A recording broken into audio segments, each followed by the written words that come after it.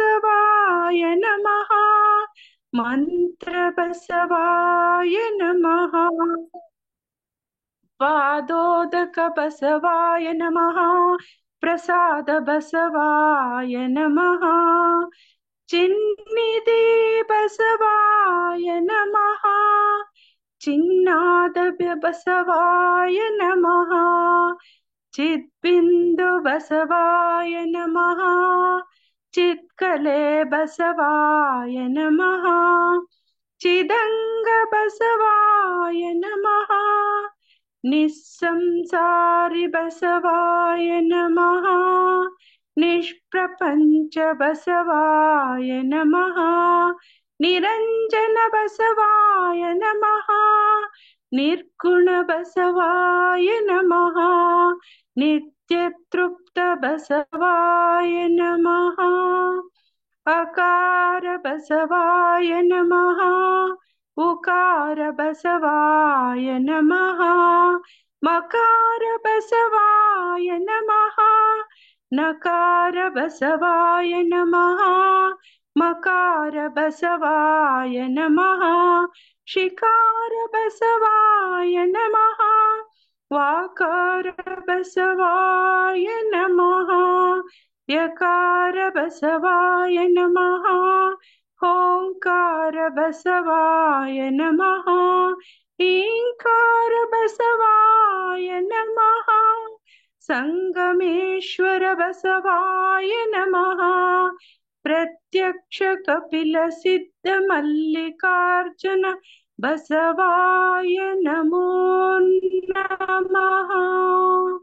ಬಸವಾಯ ನಮೋ ನಮಃ. ಬಸವಾಯ ನಮೋ ನಮಃ. ನಾವು ಉದಿಸಿ ಬಂದಿದ್ದು ಹೀಗೆ ಸಹಜದಿಂದ ಸರ್ವಶೂನ್ಯ ನಿರಾಲಂಬಕ್ಕೆ ಬಂದು ಸರ್ವಶೂನ್ಯ ನಿರಾಲಂಬದಿಂದ ನಿರಂಜನ ಲಿಂಗಕ್ಕೆ ಬಂದು ನಿರಂಜನ ಲಿಂಗದಿಂದ ನಿಶೂನ್ಯ ಲಿಂಗಕ್ಕೆ ಬಂದು ನಿಶೂನ್ಯ ಲಿಂಗದಿಂದ ನಿಷ್ಕಲ ಲಿಂಗಕ್ಕೆ ಬಂದು ನಿಷ್ಕಲ ಲಿಂಗದಿಂದ ಆತ್ಮತತ್ವದ ಐಕ್ಯ ಸ್ಥಳದ ಮಹಾಲಿಂಗದಲ್ಲಿ ಓಂಕಾರ ಪ್ರಣವ ಸ್ವರೂಪರಾಗಿ ಆಕಾಶ ತತ್ವದ ಶರಣಸ್ಥಳದ ಪ್ರಸಾದ ಲಿಂಗದಲ್ಲಿ ಯಕಾರ ಪ್ರಣವ ಸ್ವರೂಪರಾಗಿ ವಾಯು ತತ್ವದ ಪ್ರಾಣಲಿಂಗಿ ಸ್ಥಳದ ಜಂಗಮ ಲಿಂಗದಲ್ಲಿ ವಾಕಾರ ಪ್ರಣವ ಸ್ವರೂಪರಾಗಿ ಅಗ್ನಿ ತತ್ವದ ಪ್ರಸಾದಿ ಸ್ಥಳದ ಶಿವಲಿಂಗದಲ್ಲಿ ಶಿಕಾರ ಪ್ರಣವ ಸ್ವರೂಪರಾಗಿ ಅಪ್ಪು ತತ್ವದ ಮಹೇಶ್ವರ ಸ್ಥಳದ ಗುರುಲಿಂಗದಲ್ಲಿ ಮಕಾರ ಪ್ರಣವ ಸ್ವರೂಪರಾಗಿ ಪೃಥ್ವಿ ತತ್ವದ ಭಕ್ತ ಸ್ಥಳದ ಆಚಾರ್ಲಿಂಗದಲ್ಲಿ ನಕಾರ ಪ್ರಣವ ಸ್ವರೂಪರಾಗಿ ಮಹಾಲಿಂಗದ ಅಣತಿವಿಡಿದು ಪವಿತ್ರವಾದ ತಂದೆ ತಾಯಿಯರ ಚಿದ್ಗರ್ಭದಿಂದ ಉದಯಿಸಿ ಈ ಲಿಂಗಲೀಲಾ ಕ್ರಿಯಾಭೂಮಿಗೆ ಬಂದಿದ್ದೇವೆ. ಆದ್ದರಿಂದ ನಮ್ಮ ಮೂಲ ಸ್ವರೂಪದ ಹೆಸರು ನಮಃ ಶಿವಾಯ ಓಂ ಬಸವ. ನಮಃ ಶಿವಾಯ ಓಂ ಬಸವ. ನಮಃ ಶಿವಾಯ ಓಂ ಬಸವ. ಓಂ ಶ್ರೀ ಗುರು ಬಸವಲಿಂಗಾಯ ನಮಃ. ಸರ್ವರಿಗೂ ಭಕ್ತಿಯ ಶರಣು ಶರಣು. ಇದುವರೆಗೆ ಬಸವ ಸ್ತುತಿಯನ್ನ ಗುರುದೇವರ ನೆನೆಹನ್ನು ಮಾಡಿದ ಸೋದರಿ ನೀಲಾಂಬಿಕಾ ತಾಯಿಯವರಿಗೆ ಶರಣು ಶರಣಾರ್ಥಿಗಳನ್ನು ಹೇಳುತ್ತಾ ಇವತ್ತು ನಾವು ಶರಣರ ಶಿವಯೋಗ ಶರಣರ ಶಿವಯೋಗ ಎಲ್ಲಿಯವರೆಗೆ ಅಂದ್ರೆ ವಿಕಸನ ಕ್ರಮ 1ರಲ್ಲಿ ಸಹಜದಿಂದ ಶೂನ್ಯದ ವಿಕಾಸವನ್ನ ನೋಡಿದ್ವಿ. ಅದನ್ನ ಈಗ ನೀಲಾಂಬಿಕಾ ಅಕ್ಕ ಅವರು ಹೇಳಿದ್ರು. ಅದನ್ನ ಮೇಲಿನ ನಿಷ್ಕಲ ಲಿಂಗದಿಂದ ಹಿಡಿದು ಕೆಳಗಿನ ಲಿಂಗದವರೆಗೆ ಎಲ್ಲಾ ಲಿಂಗಗಳನ್ನ ತಮ್ಮ ಪ್ರಾರ್ಥನೆಯ ಕೊನೆಯಲ್ಲಿ ಅವರು ಹೇಳಿದ್ರು. ಅದೇ ಸಹಜದಿಂದ ಶೂನ್ಯದ ವಿಕಾಸ. ಹಾಗೇನೆ ವಿಕಸನ ಕ್ರಮ 2ರಲ್ಲಿ ಓಂ ಅಕ್ಷರದ ವಿಸ್ತರಣೆ ನೋಡಿದ್ವಿ. ಪಂಚವಿಂಶತಿ ತತ್ವಗಳಿಂದ ನಮ್ಮ ದೇಹವಾಗಿದೆ ಎಂದು ಅದು ಏನಿದೆ, ಅವು ಪಂಚವಿಂಶತಿ ತತ್ವಗಳು ಯಾವುವು ಎಂಬುದನ್ನು ಅಭ್ಯಸನ ಮಾಡಿಕೊಂಡೆವು. 4ರಲ್ಲಿ ವಿವಿಧ ಶಕ್ತಿಗಳ ವಿವರಣೆಯನ್ನ ಪಡೆದುಕೊಂಡು 5ರಲ್ಲಿ ಚಕ್ರ ಮತ್ತು ಅವುಗಳಲ್ಲಿರುವ ಲಿಂಗಗಳ ಮಹತ್ವವನ್ನು ಅರಿತುಕೊಂಡೆವು. ವಿಕಸನ ಕ್ರಮ 6ರಲ್ಲಿ ದೀಕ್ಷೆ ಎಂದರೇನು, ಕ್ರಿಯಾ ದೀಕ್ಷೆ, ಮಂತ್ರ ದೀಕ್ಷೆ, ವೇದ ದೀಕ್ಷೆ, ಅವುಗಳು ಯಾವ ಲಿಂಗಗಳಿಗೆ ಕೊಡ್ತಾರೆ, ಹಾಗೇನೆ ಇಷ್ಟಲಿಂಗದ ಒಳಗೆ ಏನಿದೆ ಅಂತ ನೋಡಿಕೊಂಡೆವು. ವಿಕಸನ ಕ್ರಮ 7ರಲ್ಲಿ ಒಂದು ಸುಂದರವಾದ ಮೈಲಾರ ಬಸವಲಿಂಗ ಶರಣರ ನವಚಕ್ರ ಲಿಂಗಗಳ ಪ್ರಾರ್ಥನೆಯನ್ನ ಸಹ ನಾವು ಪಠಿಸಿದೆವು.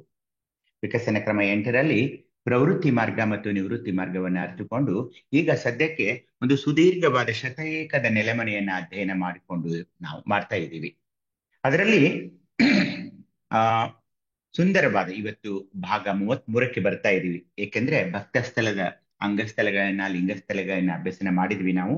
ಇವತ್ತು ಶಿವಯೋಗದ 33ನೆಯ ಕಂತನ್ನ ನಾವು ಅಭ್ಯಸನ ಮಾಡುವವರಿದ್ದೇವೆ. ತಾವೆಲ್ಲರೂ ಶುಚಿರ್ಭೂತರಾಗಿ ವಿಭೂತಿ ಧಾರಣೆ ಮಾಡಿಕೊಂಡು ಎದೆಯ ಮೇಲೆ ಲಿಂಗವನ್ನ ಧರಿಸಿಕೊಂಡು ಈ ಒಂದು ಉಪನ್ಯಾಸಕ್ಕೆ ಬಂದಿದ್ದೀರಿ ಅಂತ ನಾನು ಭಾವಿಸಿದ್ದೀನಿ. ದಯವಿಟ್ಟು ಮಲಗಿಕೊಂಡು ಈ ಉಪನ್ಯಾಸವನ್ನ ಕೇಳಬೇಡಿ. ಅದಕ್ಕೆ ಸಾಕಷ್ಟು ಅದರಿಂದ ಆಗುವ ದುಷ್ಪರಿಣಾಮಗಳು ತುಂಬಾ ಇವೆ ಅಂತ ನಿಮಗೆ ಹೇಳ್ತಾ, ಈ ಭಾಗ 33ರಲ್ಲಿ ನಾವು ಶಿವಯೋಗದ ಒಂದು ಭಾಗದ ಶರಣರ ಶಿವಯೋಗದ ಅಭ್ಯಸನವನ್ನ ಮಾಡುವವರಿದ್ದೇವೆ. ಇದು ಆ ಒಂದು ನಾವು ಕಲ್ಪಿಸಿಕೊಂಡಿರುವ ಒಂದು ನಮ್ಮ ದೇಹದ ಕಟ್ಟಡ. ಭಕ್ತ ಸ್ಥಳದಲ್ಲಿ 15 ಅಂಗಸ್ಥಳಗಳು, ಹಾಗೇನೆ 9 ಲಿಂಗಸ್ಥಳಗಳಿವೆ ಅಂತ ನಾವು ನೋಡಿದ್ವಿ. ಯಾರಾದ್ರೂ ಹೇಳ್ತೀರಾ ಆ 15 ಅಂಗಸ್ಥಳಗಳ ಹೆಸರು ಹಾಗೇನೆ ಲಿಂಗ ಸ್ಥಳಗಳ ಹೆಸರುಗಳನ್ನ ಯಾರಾದ್ರೂ ಸ್ವಲ್ಪ ಹೇಳಿ ನನಗೆ ನೋಡೋಣ. 15 ಅಂಗಸ್ಥಳಗಳನ್ನ ಯಾರಾದ್ರೂ ಆರಂಭಿಸಿ. ಓಂ ಶ್ರೀ ಗುರು ಬಸವಲಿಂಗಾಯ ನಮಃ. ಸರ್ವರಿಗೂ ಭಕ್ತಿಪೂರ್ವಕ ಶರಣಾರ್ಥಿಗಳು. ಅಂಗಸ್ಥಳಗಳು: ಪಿಂಡಸ್ಥಳ, ಪಿಂಡ ಜ್ಞಾನ ಸ್ಥಳ, ಸಂಸಾರ ಏಯ ಸ್ಥಳ, ಗುರು ಕಾರುಣ್ಯ ಸ್ಥಳ, ಲಿಂಗ ಧಾರಣ ಸ್ಥಳ, ವಿಭೂತಿ ಧಾರಣ ಸ್ಥಳ, ರುದ್ರಾಕ್ಷಿ ಧಾರಣ ಸ್ಥಳ, ಪಂಚಾಕ್ಷರಿ ಜಪಸ್ಥಳ, ಭಕ್ತ ಮಾರ್ಗ ಕ್ರಿಯಾಸ್ಥಳ, ಉಭಯ ಸ್ಥಳ, ತ್ರಿವಿಧ ಸಂಪತ್ತಿ ಸ್ಥಳ, ಚತುರ್ವಿಧ ಸಾರಾಯ ಸ್ಥಳ, ಸೋಪಾಧಿಕ ದಾನ ಸ್ಥಳ, ನಿರುಪಾಧಿಕ ದಾನ ಸ್ಥಳ, ಸಹಜ ಸ್ಥಳ. ಇವು ಭಕ್ತನ 15 ಅಂಗಸ್ಥಳಗಳು. ಲಿಂಗ ಸ್ಥಳಗಳು ಅಂದ್ರೆ ದೀಕ್ಷಾ ಗುರುಸ್ಥಳ, ಶಿಕ್ಷಾ ಗುರುಸ್ಥಳ, ಮೋಕ್ಷ ಗುರುಸ್ಥಳ ಅಥವಾ ಜ್ಞಾನ ಗುರುಸ್ಥಳ, ಕ್ರಿಯಾಲಿಂಗ ಸ್ಥಳ, ಭಾವಲಿಂಗ ಸ್ಥಳ, ಜ್ಞಾನಲಿಂಗ ಸ್ಥಳ, ಜಂಗಮ ಸ್ಥಳ ಅಂದ್ರೆ ಸ್ವಯ ಜಂಗಮ ಸ್ಥಳ, ಜರ ಜಂಗಮ ಸ್ಥಳ, ಪರ ಜಂಗಮ ಸ್ಥಳ. ಇವು ಲಿಂಗ ಸ್ಥಳಗಳು. ಶರಣಾರ್ಥಿಗಳು. ಶರಣು ಸರ್ವಮಂಗಳಾತ. ಹೀಗೆ ನಾವು ಭಕ್ತ ಸ್ಥಳದ 15 ಅಂಗಸ್ಥಳಗಳೆಂದರೆ ಏನು, ಅವುಗಳಲ್ಲಿ ಏನಿದೆ, 9 ಲಿಂಗಸ್ಥಳಗಳವು. ಅತ್ಯಂತ ಸುಂದರವಾಗಿ ಹೋದ ಸಾರಿ ಅಂತೂ ಜಂಗಮದ ನಿಜ ಅರ್ಥವನ್ನ ಏನಿದೆ, ಅದು ಜಂಗಮ ಅದೇನು ಒಂದು ಜಾತಿ ಸೂಚಕವೇ ಅಥವಾ ಅದರ ನಿಜವಾದ ಅರ್ಥವೇನು, ಅದರ ವಿವರಣೆಯನ್ನು ಎಷ್ಟೊಂದು ನಾವು ಪಡೆದುಕೊಂಡ್ವಿ ಅಂದ್ರೆ, ಈಗ ತಾಯಿ ಹೇಳಿದ್ರು ಸ್ವಯ ಜಂಗಮ ಸ್ಥಳ, ಜರ ಜಂಗಮ ಸ್ಥಳ, ಪರಜಂಗಮ ಸ್ಥಳ ಅಂತ ಹೇಳಿದ್ರು. ಸ್ವಯ ಜಂಗಮ ಸ್ಥಳ ಅಂದ್ರೆ ಗುರುಲಿಂಗ ಜಂಗಮದ ಒಂದು ತತ್ವಗಳ ಸಾಕ್ಷಾತ್ಕಾರತೆಯಾಗಿ ತಾನೇ ಒಬ್ಬ ಶಿವಾಂಶಿಕನಾಗಿ ಈ ಸಮಾಜದ ಉದ್ಧಾರಕ್ಕಾಗಿ ನಾನು ಇಲ್ಲಿ ಅವತರಿಸಿದ್ದೇನೆ ಎಂಬ ಭಾವದಲ್ಲಿ ಆತ ಸ್ವಯ ಜಂಗಮನಾಗಿ ಸಮಾಜದ ಉದ್ಧಾರಕ್ಕಾಗಿ ತನ್ನ ಜೀವನವನ್ನೇ ಮುಡುಪಿಡುತ್ತಾನೆ. ಹಾಗೆಯಲ್ಲ ಆ ಶಿವಶಕ್ತಿಯ ಸಂಚಯದೊಂದಿಗೆ ಜಗತ್ತನ್ನೆಲ್ಲ ಸಂಚರಿಸಲು ಆರಂಭಿಸುತ್ತಾನೆ ಒಬ್ಬ ಚರಜಂಗಮನಾಗಿ. ಯಾವ ಭಕ್ತಾದಿಗಳು ಕಷ್ಟ ಕಾರ್ಪಣ್ಯಗಳಲ್ಲಿ ಮುಳುಗಿರುತ್ತಾರೋ ಅವುಗಳನ್ನೆಲ್ಲ ತನ್ನ ಪ್ರಾರ್ಥನೆಯಿಂದ, ತನ್ನ ಇಷ್ಟಲಿಂಗ ಪೂಜೆಯಿಂದ, ತನ್ನಲ್ಲಿರುವ ಶಿವಶಕ್ತಿಯಿಂದ ಪರಿಹರಿಸುವ ಪ್ರಯತ್ನವನ್ನು ಮಾಡುತ್ತಾ ಅಲ್ಲಲ್ಲಿಗೆ ಸಂಚರಿಸುತ್ತಾ ಹೋಗುವವನೇ ಚರಜಂಗಮನೆನಿಸಿಕೊಳ್ತಾನೆ. ಹಾಗೇನೆ ಪರಜಂಗಮನೆನಿಸಿಕೊಂಡವನು ಪರಮನೊಂದಿಗೆ ಬೆರೆತು ಲಿಂಗಾಂಗ ಸಾಮರಸ್ಯದಲ್ಲಿ ಬೇರ್ಪಡಿಸಲಾದ ಸ್ಥಿತಿಯನ್ನು ತಲುಪಿ ಪರಜಂಗಮ ಸ್ಥಳ, ಪರಸ್ಥಲಿ ಅಂತ ಅವನಿಗೆ ಕರೀತಾರೆ. ಪರಸ್ಥಲಿಯಾದ ತಕ್ಷಣವೇ ಅವನಿಗೆ ಈಗ ಮುಂದಿನ ಸ್ಥಳಕ್ಕೆ ಹೋಗಲು, ಅಂದರೆ ನಾವು ಮಹೇಶ ಸ್ಥಳಕ್ಕೆ ಈಗ ಹೋಗುವವರಿದ್ದೇವೆ ಬಂಧುಗಳೇ. ಇದೀಗ ಹೇಳಿದ್ರು ನಮ್ಮ ನೀಲಾಂಬಿಕಾ ಅಕ್ಕ. ಆ ಮಹೇಶ ಸ್ಥಳದಲ್ಲಿ ಸ್ವಲ್ಪ ಏನಿದೆ, ಮಹೇಶ ಸ್ಥಳದಲ್ಲಿ ಯಾವ ಲಿಂಗವಿದೆ?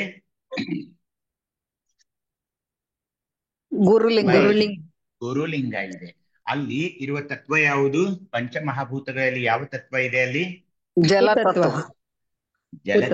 ಇದೆ. ಜಲತತ್ವ. ಅಲ್ಲಿರುವ ಚಕ್ರ ಯಾವುದು? ಸ್ವಾಧಿಷ್ಠಾನ ಚಕ್ರ. ಅಲ್ಲಿರುವ ನಮ್ಮ ಜ್ಞಾನೇಂದ್ರಿಯ ಯಾವುದು? ನಾಲಿಗೆ. ಹೀಗಾಗಿ ಇವು ಅಲ್ಲಿರುವ ಒಂದು ಇದು. ಇಲ್ಲಿ ಏನ್ ಮಾಡಿದ್ದಾರೆ ಅಂದ್ರೆ 9 ಅಂಗಸ್ಥಳಗಳಿವೆ, 9 ಲಿಂಗ ಸ್ಥಳಗಳಿವೆ. ಹೀಗಾಗಿ ನಾವು ಇವತ್ತಿನಿಂದ ಆ 9 ಮಾಹೇಶ್ವರ ಅಂಗಸ್ಥಳ ಅಂತ ಕರೀತಾರೆ, ಗುರುಲಿಂಗ ಲಿಂಗಸ್ಥಳ ಅಂತ ಕರೀತಾರೆ. ನೀವಿದೀಗ ಹೇಳಿದ್ರಿ ಮಾಹೇಶ ಸ್ಥಳ ಇದು, ಇಲ್ಲಿ ಗುರುಲಿಂಗ ಇದೆ ಅಂದ ತಕ್ಷಣ ಗುರುಲಿಂಗ ಲಿಂಗಸ್ಥಳ ಅಂತ ಕರೀತಾರೆ. ಹೀಗಾಗಿ ಮಾಹೇಶ್ವರದ ಅಂಗಸ್ಥಳಗಳು 9, ಗುರುಲಿಂಗದ ಲಿಂಗಸ್ಥಳಗಳು 9. ಈ 9 ಮತ್ತು 9 ಈ 18 ಸ್ಥಳಗಳನ್ನ ನಾವು ಮಾಹೇಶ್ವರ ಸ್ಥಳದಲ್ಲಿ ನೋಡ್ತಾ ಇದ್ದೀವಿ. ಮೊದಲನೆಯದೇ ಮಾಹೇಶ್ವರ ಸ್ಥಳ, ಅದಕ್ಕೆ ವೀರ ಮಾಹೇಶ್ವರ ಸ್ಥಳ ಅಂತಾನು ಕರೀತಾರೆ. ಬಂಧುಗಳೇ, ನಾವು ಭಕ್ತ ಸ್ಥಳದಿಂದ ಈ ಮಹೇಶ ಸ್ಥಳಕ್ಕೆ ಏನು ಪಾದಾರ್ಪಣೆ ಮಾಡಿದ್ವಿ, ಅಥವಾ we were promoted to Maheshwara ಸ್ಥಳ ಅಂದಾಗ ಏನಾದ್ರೂ ಬದಲಾವಣೆ ಆಗಿರ್ಲೇಬೇಕಲ್ವೇ? ಏನಾಗಿರ್ಬಹುದು? ನೇರವಾಗಿ ಭಕ್ತ ಸ್ಥಳಕ್ಕಿಲ್ಲದೆ ನಾವು ಮಹೇಶ್ವರ ಸ್ಥಳಕ್ಕೆ ಹೋಗಬಹುದೇ ಅನ್ನೋ ಕೆಲವೊಂದು ಪ್ರಶ್ನೆಗಳಿರ್ತವೆ.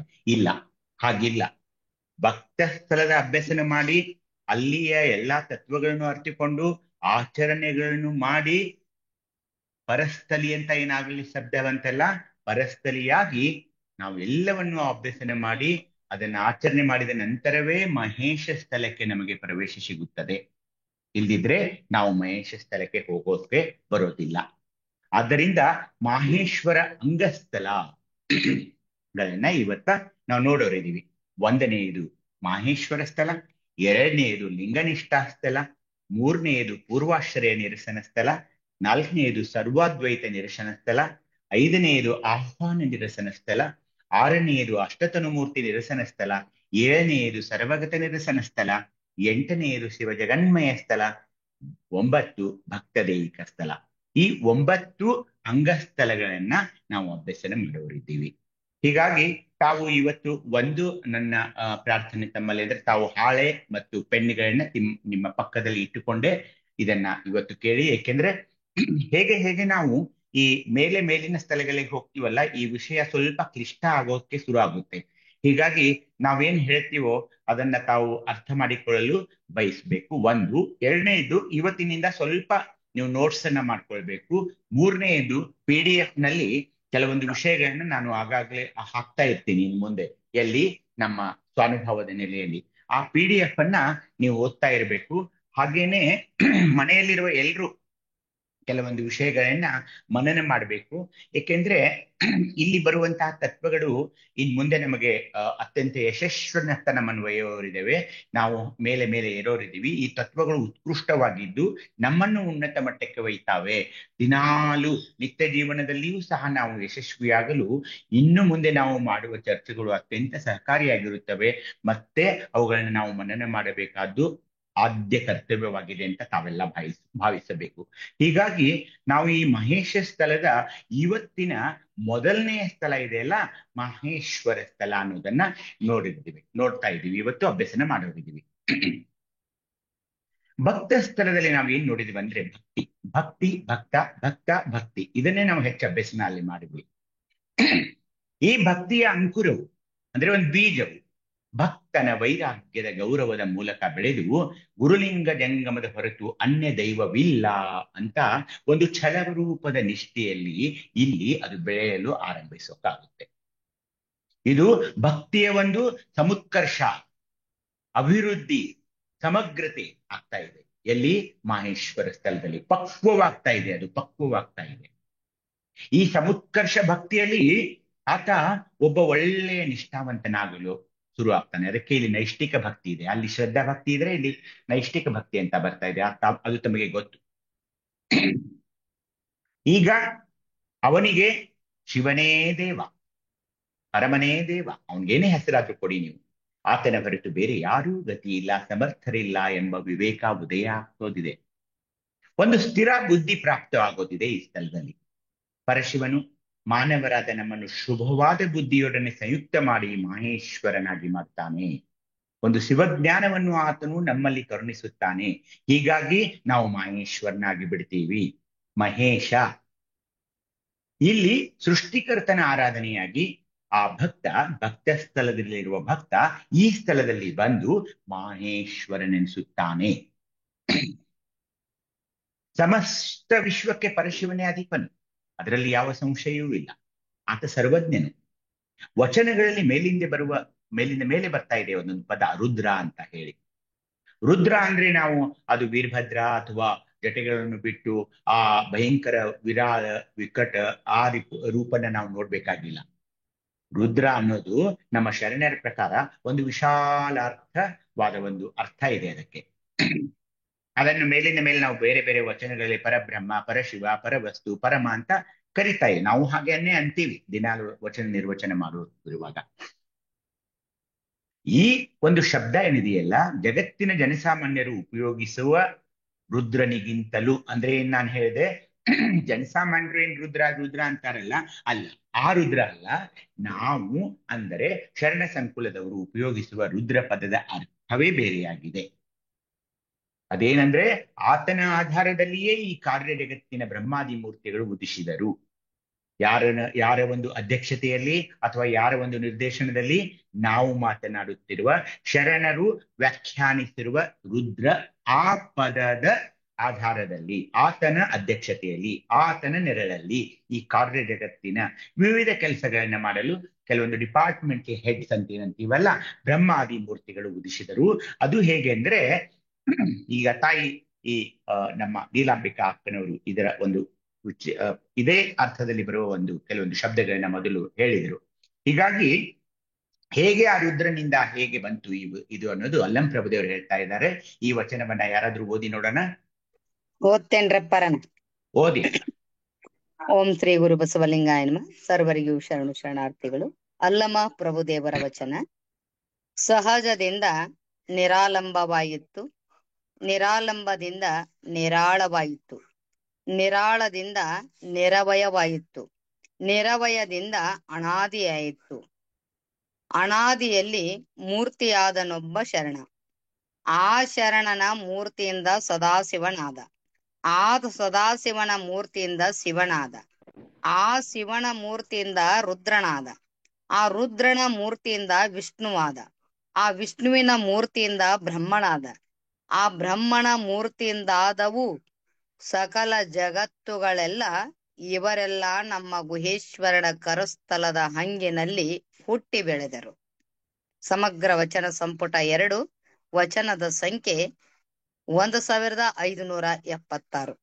ಶರಣಾರ್ಥಿಗಳು ಅವಕಾಶಕ್ಕಾಗಿ.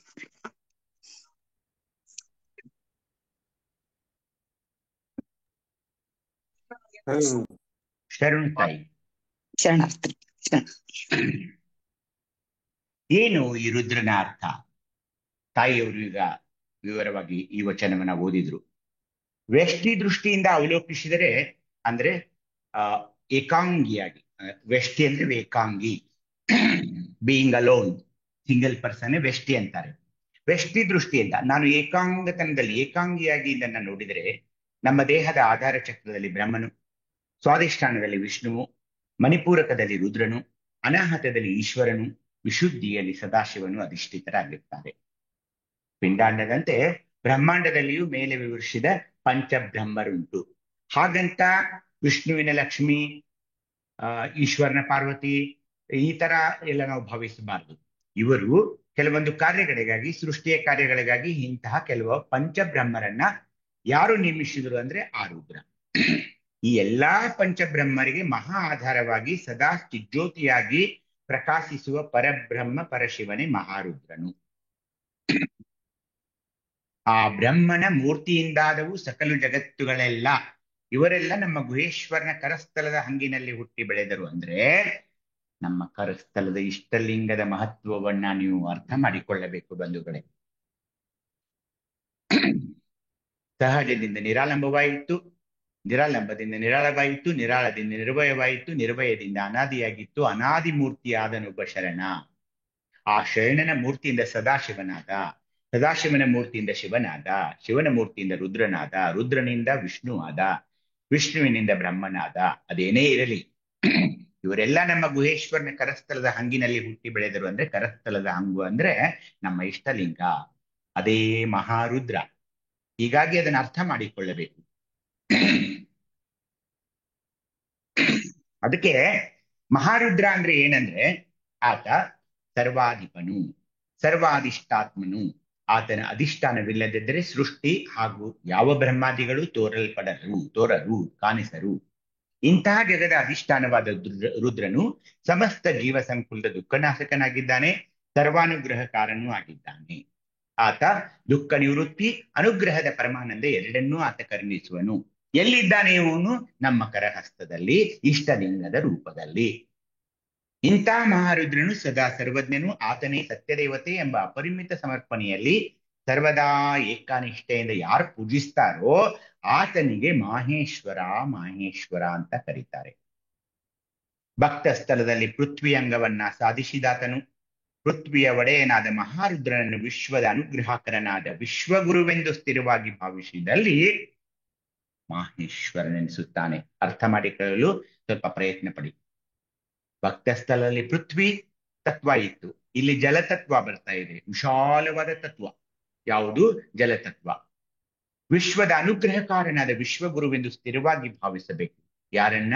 ನಮ್ಮ ಕರಹಸ್ತದ ಲಿಂಗದಲ್ಲಿರುವ ಆ ಮಹಾರುದ್ರ ವಿಶ್ವಗುರು ಅಂತ ಭಾವಿಸಿ, ಯಾವಾಗ ಹಾಗೆ ಭಾವಿಸಿ ನಾವು ಅವನನ್ನು ಅರ್ಚಿಸುವ ದಿನನಿತ್ಯ ಏನು ಅರ್ಚನೆ ಮಾಡುತ್ತೇವೋ ಆಗ ನಾವು ಮಾಹೇಶ್ವರ ಮಾಹೇಶ್ವರ ಅಂತ ಪರಿಗಣಿಸಲ್ಪಡ್ತಾ ಇವೆ.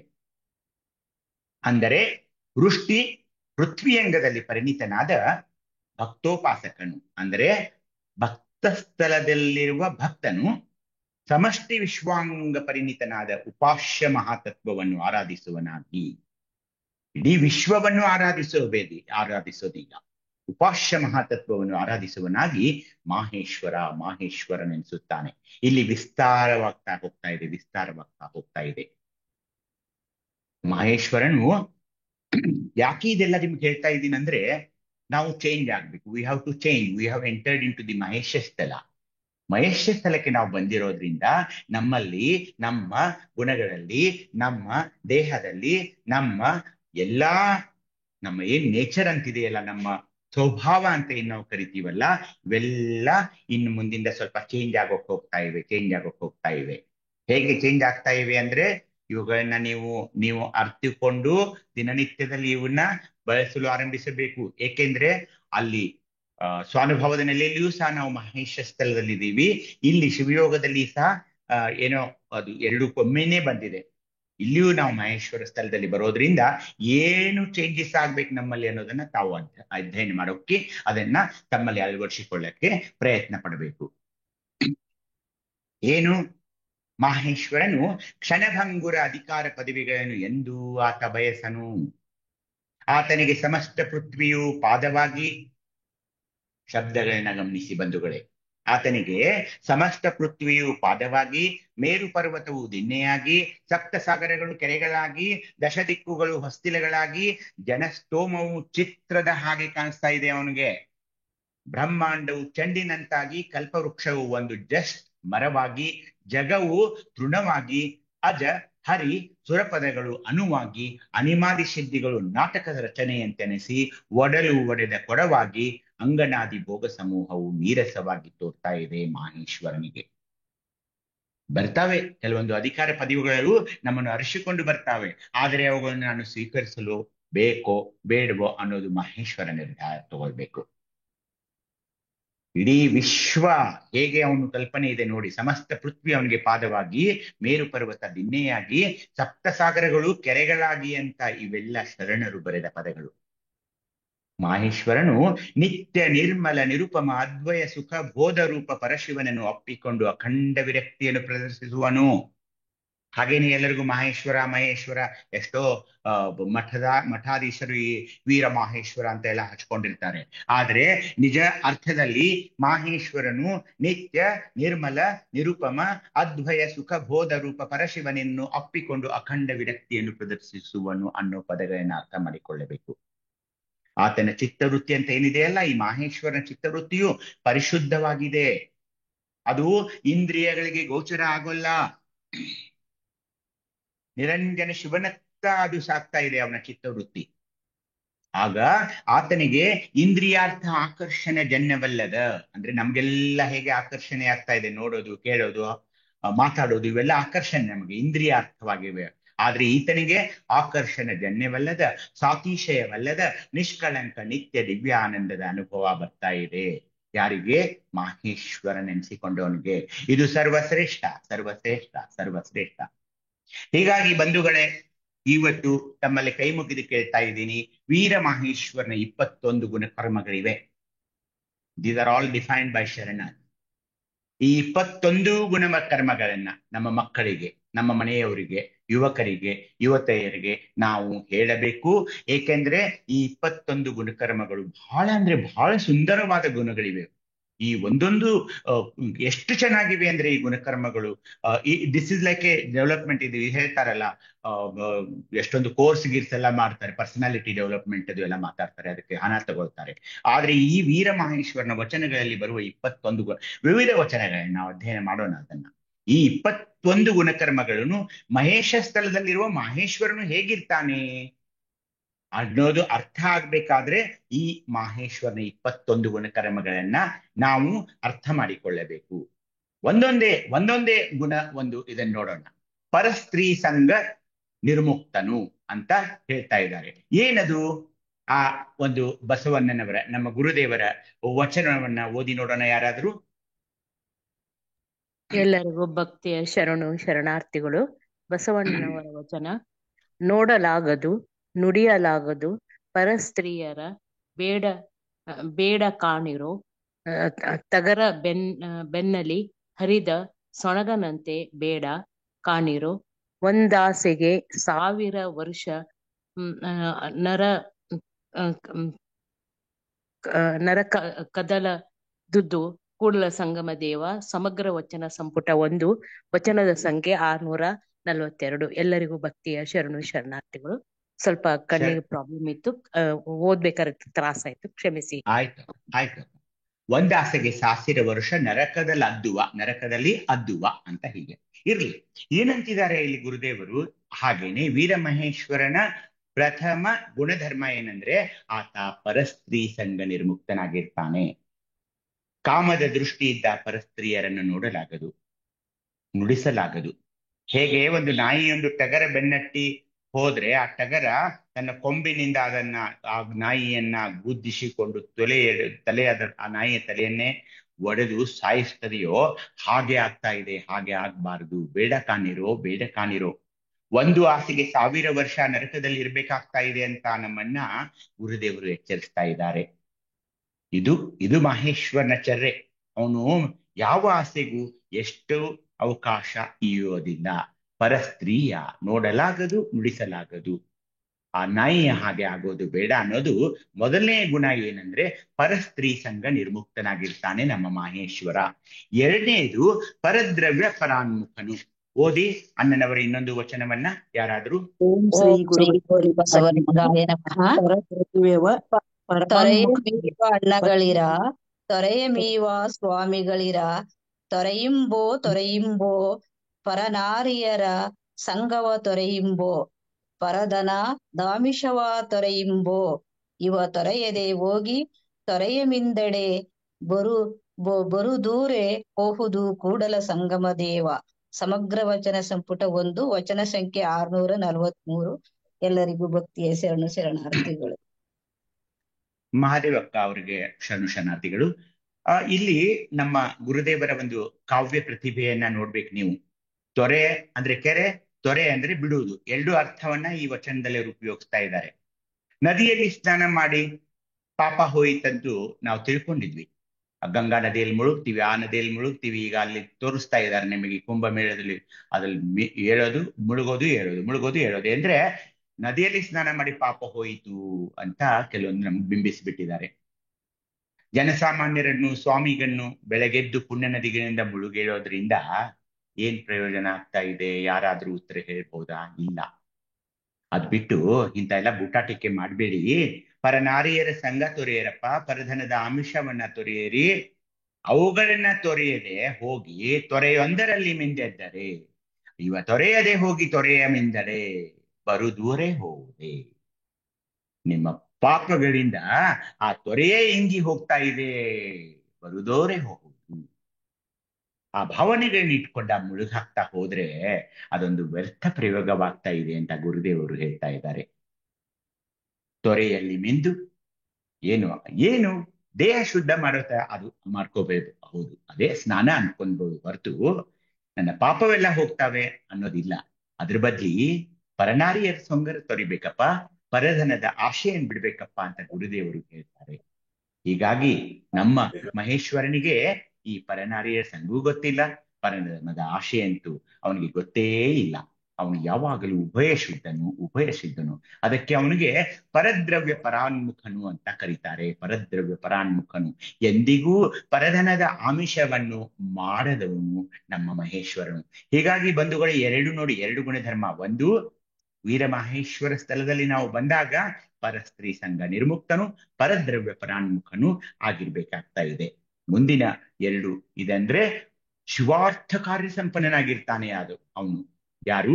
ನಮ್ಮ ಈ ಮಹೇಶ್ವರನು.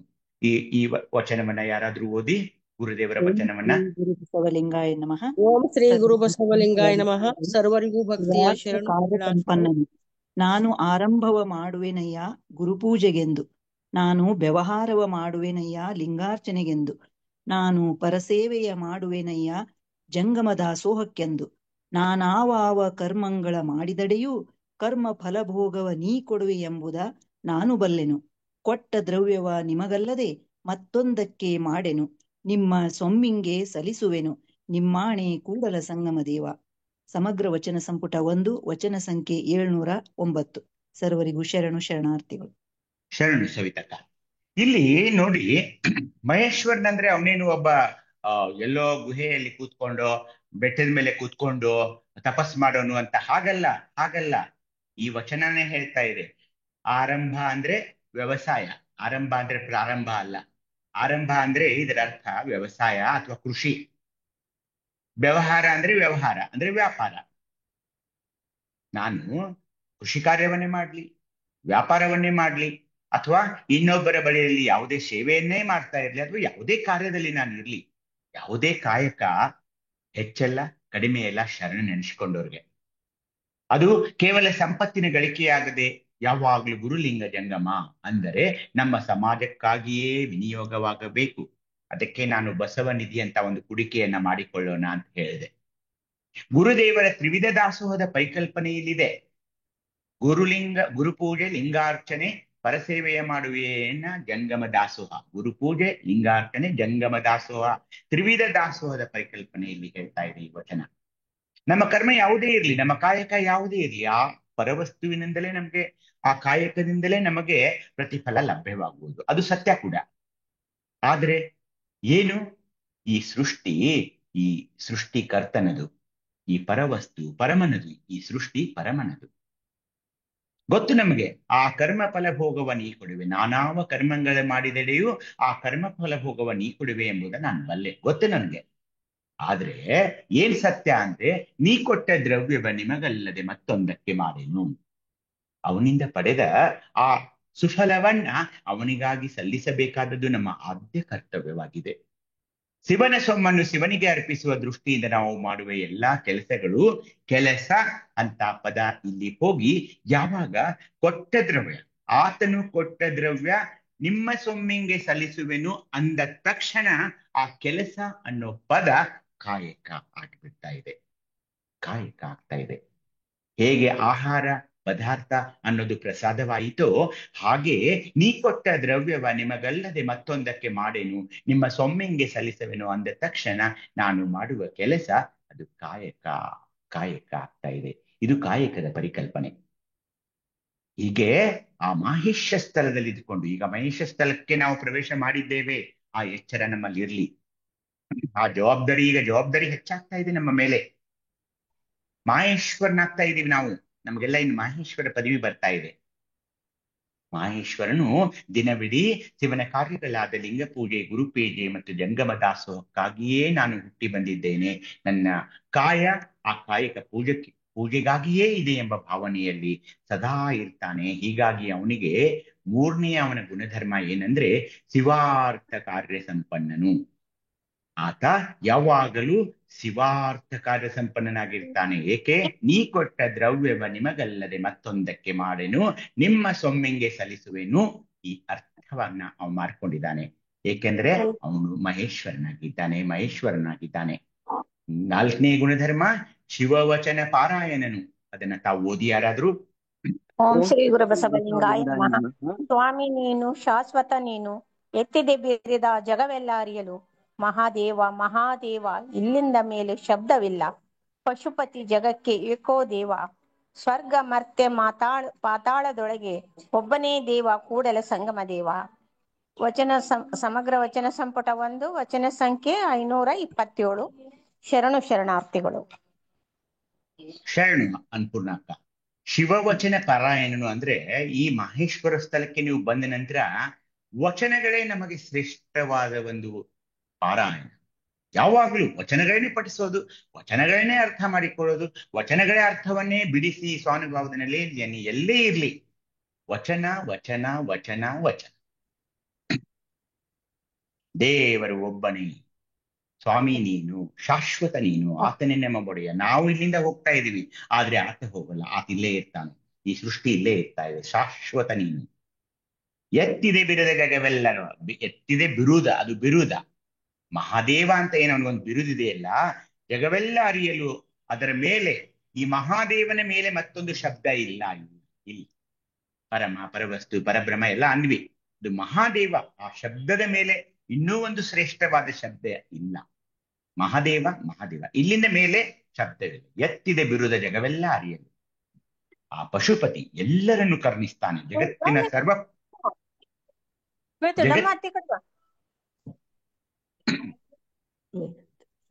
ಜಗತ್ತಿನ ಸರ್ವ ಪಶುಗಳಿಗೆ ಸಲಹುವ ಪಶುಪತಿ ಆತ. ಇಡೀ ಜಗತ್ತಿಗೆ ಏಕಮೇವ ದೇವನಾಗಿದ್ದಾನೆ. ಆತನೊಬ್ಬನೇ ಇದ್ದಾನೆ. ಸುಮ್ಮನೆ ಅಲ್ಲಿ ಇಲ್ಲಿ ಅದು ಇದು ಏನೇನೋ ಹೇಳ್ತಾ ಹೋದ್ರು ಇಲ್ಲ. ಪಶುಪತಿ ಏಕೋ ದೇವ, ಏಕಮೇವ ದೇವನಾಗಿದ್ದಾನೆ.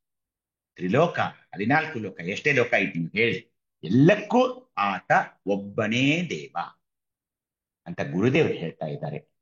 ಹೀಗಾಗಿ ಮಹೇಶ ಸ್ಥಳದಲ್ಲಿ ನಾವು ಬಂದಾಗ ಶಿವಜ್ಞಾನ, ಶಿವಾಗಮ ವಚನಗಳನ್ನ ಕಂಡು ಕೇಳಿ ಒಂಥರ ಮನವಾರಿ ನಲಿಯುವುದು, ಸಂಭ್ರಮ ಪಡೋದು, ಅರ್ಥವಾದಾಗ ಪುಳುಕಿತರಾಗೋದು, ಅದು ಮಹೇಶ್ವರನ ಗುಣಧರ್ಮ. ಯಾವಾಗ ಅನುಭವಿಗಳು ನಮಗೆ ಕೆಲವೊಂದು ಕ್ಲಿಷ್ಟವಾದ ವಚನಗಳನ್ನ ವಿವರಿಸಿ ಹೇಳಿದಾಗ, ಅರ್ಥವಾದ ನಂತರ ಅದು ಮನದಟ್ಟಾದಾಗ ನಮ್ಗೇನನ್ಸುತ್ತದೆ, ಒಂಥರ ಶಿವಾನಂದ, ಪುಳಕ ಆಗ್ತಾ ಇದೆ. ಹಾಗಾದಾಗ ನೀವು ಮಹೇಶ್ವರ ಸ್ಥಳದಲ್ಲಿ ಇದ್ದೀರಿ ಅಂತ ಅರ್ಥ ಮಾಡಿಕೊಳ್ಳಬೇಕು. ಏಕೆಂದ್ರೆ ಇತ್ತೀಚೆಗೆ ಈಗ ನಿಮಗೆ ವಚನಗಳು ಅರ್ಥವಾಗಲು ಆರಂಭವಾಗ್ತಾ ಇದೆ. ಮೊದಲು ಇನ್ನೂ ಅರ್ಥ ಆಗ್ತಿರ್ಲಿಲ್ಲ. ನಾನು ಆರಂಭ ಮಾಡುವೇನಯ್ಯ ಗುರು ಪೂಜೆಗೆಂದು ಅಂದಾಗ ನಾನು ಪೂಜೆಗಳು ಆರಂಭ ಮಾಡ್ಕೊಳ್ತಾ ಇದ್ದೀನಿ ಅಂತ. ಈಗ ಏನಾಯ್ತು, ಆರಂಭ ಅಂದ್ರೆ ವ್ಯವಸಾಯ ಅಂತ ಗೊತ್ತಾಗ್ತಾ ಇದೆ. ವಚನದ ಶಬ್ದಗಳಿಗೆ ಬೇರೆ ಬೇರೆ ಬೇರೆ ಅರ್ಥ ಇದೆ. ಅದನ್ನು ಯಾವ ಅರ್ಥ ಅಲ್ಲಿ ತೆಗೆದುಕೊಂಡು ಬರ್ಬೇಕು ಅನ್ನೋದನ್ನ ನಮ್ಗೆ ಈಗ ಅರ್ಥ ಆಗ್ತಾ ಇದೆ.